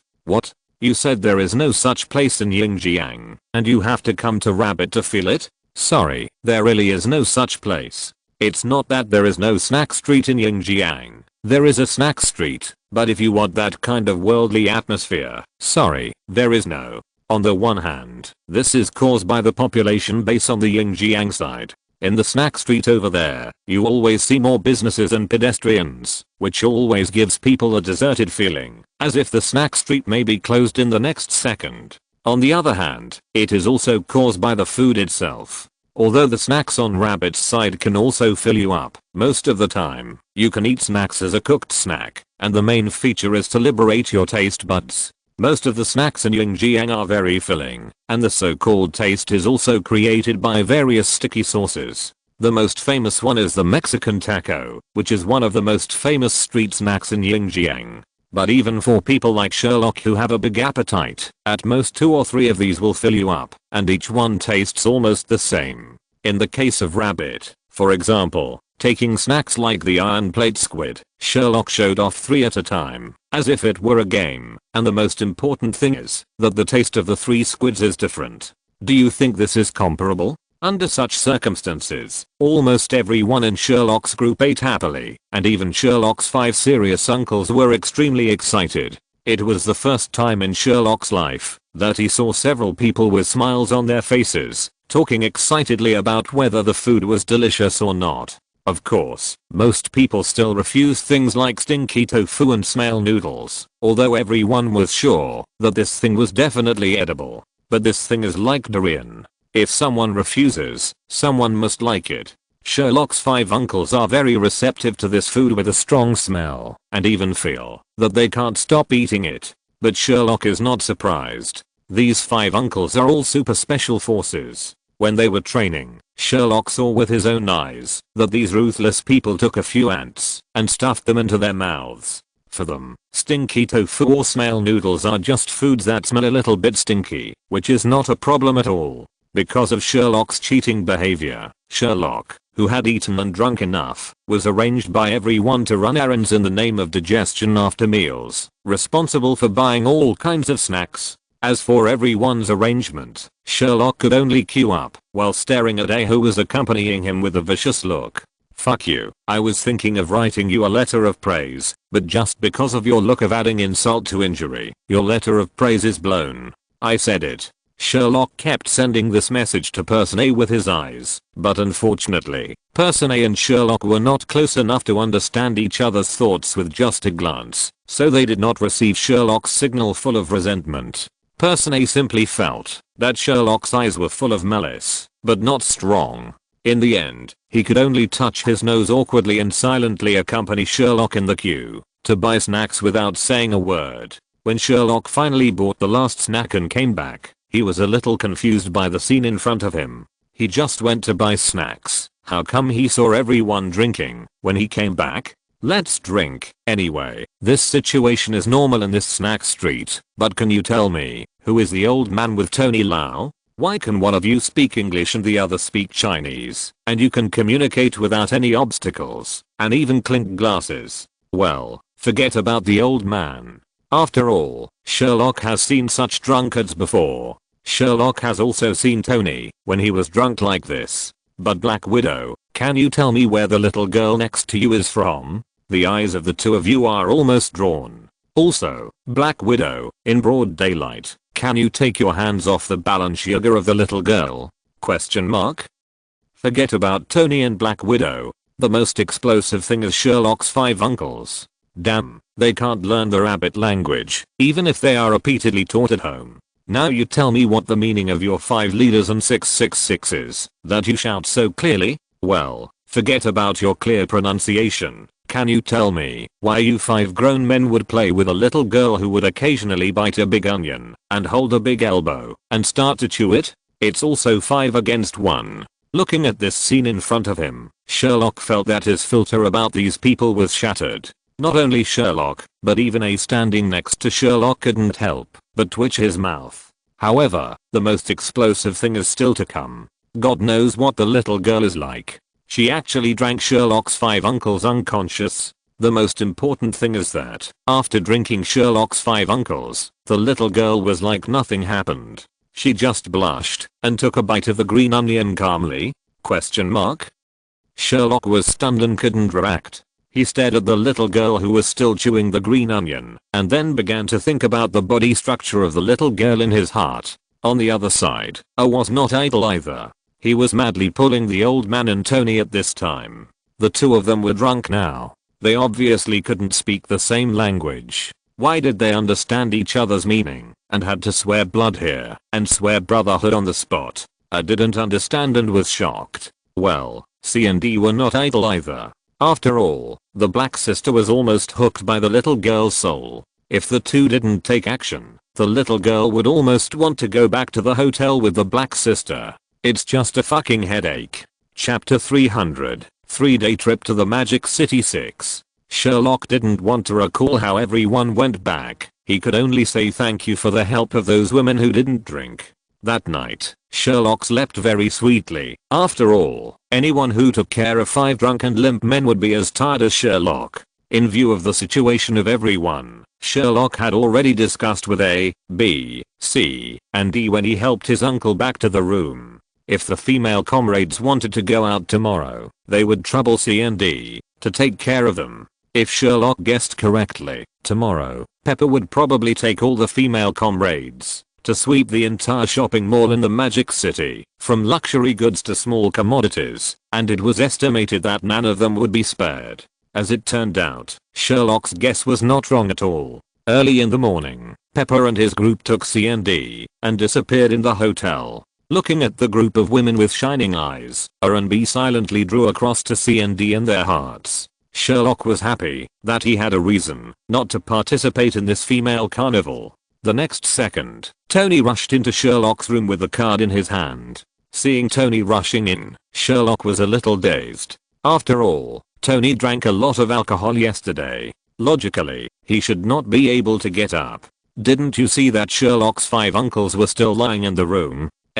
How did you get up? As if he suddenly thought of something, Sherlock looked at Tony, who rushed in front of him with the card with a strange look in his eyes. Tony, who was originally very anxious, paused after hearing Sherlock's words, looked at Sherlock for a moment, and then said to Sherlock with some unconfidence, "Well, maybe my liver is good, and I can sober up faster." Seeing Tony like this, Sherlock immediately confirmed one thing. Good guy, this guy is pretending. This guy just doesn't want to go shopping with Pepper, and pretends to be drunk, and can't get out of bed. Seeing that Sherlock's eyes were looking at him more and more weird, Tony finally decided to give up struggling. "Don't look at me like that. You know how strong Pepper is when she's shopping. I'll give you a modified version of the Raptor 6*6 when I get back. Don't tell Pepper about this. Deal?" Sherlock agreed to Tony's request without any hesitation. Seeing that Sherlock had agreed to his request, Tony seemed to remember something and raised the card in his hand to Sherlock and said, "Something big has happened. Look at these 2 things. I found them in my trouser pocket this morning." When Tony brought the things in his hand to Sherlock, Sherlock realized that the so-called card he saw was actually 2 cards stacked together, and Sherlock was very familiar with these 2 cards. My goodness, Tony got back an ID card and a bank card last night. Looking at the ID card and bank card in his hand, Sherlock silently gave Tony a thumbs up.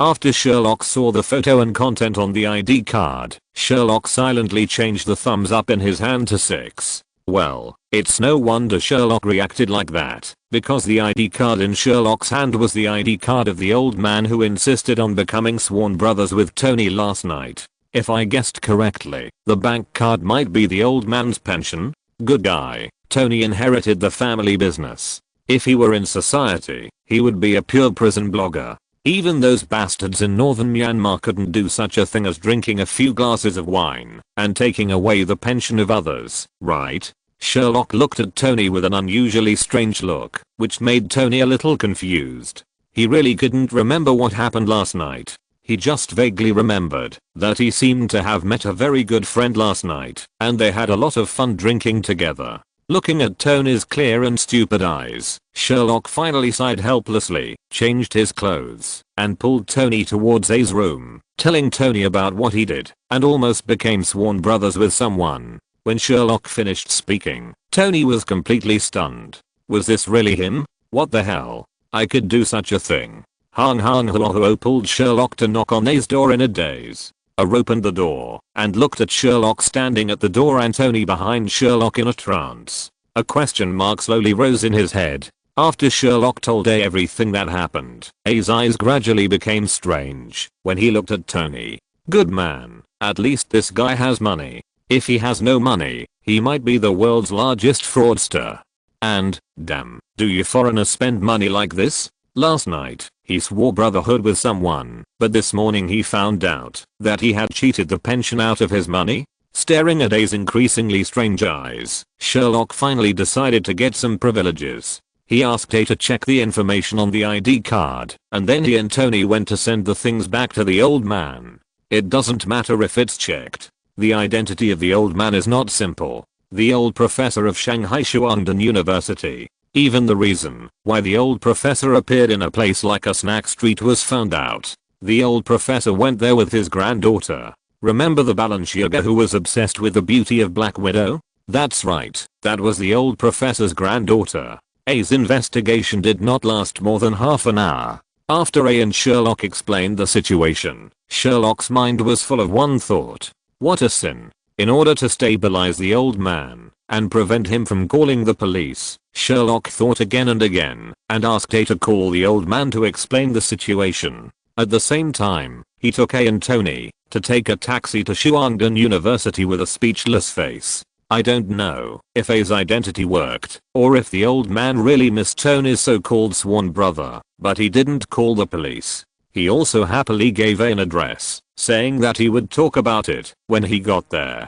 The address given by the old man was inside a building inside Shuangdan University. When Sherlock, Tony and A hurriedly arrived, the old man was leisurely drinking tea in the office. After the old man learned of Tony's identity, he also acted very calm. Then the old man said that he could not call the police, but as a reward for not calling the police, the old man hoped that Tony would give the students a lesson, a serious theoretical knowledge lesson, not the kind of chicken soup.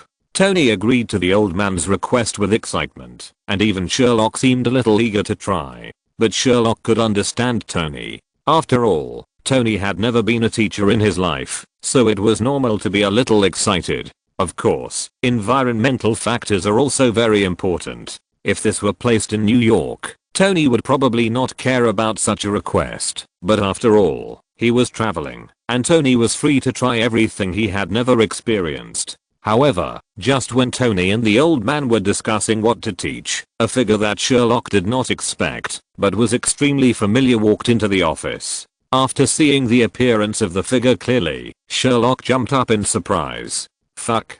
Who Yeffy? End of this chapter. Thank you very much for reaching the end. Don't forget to like. Looking for more exclusive content and immediate access? Subscribe to our Patreon. Remember, every like, subscription, or donation encourages us to continue. Thanks to everyone. See you in the next video.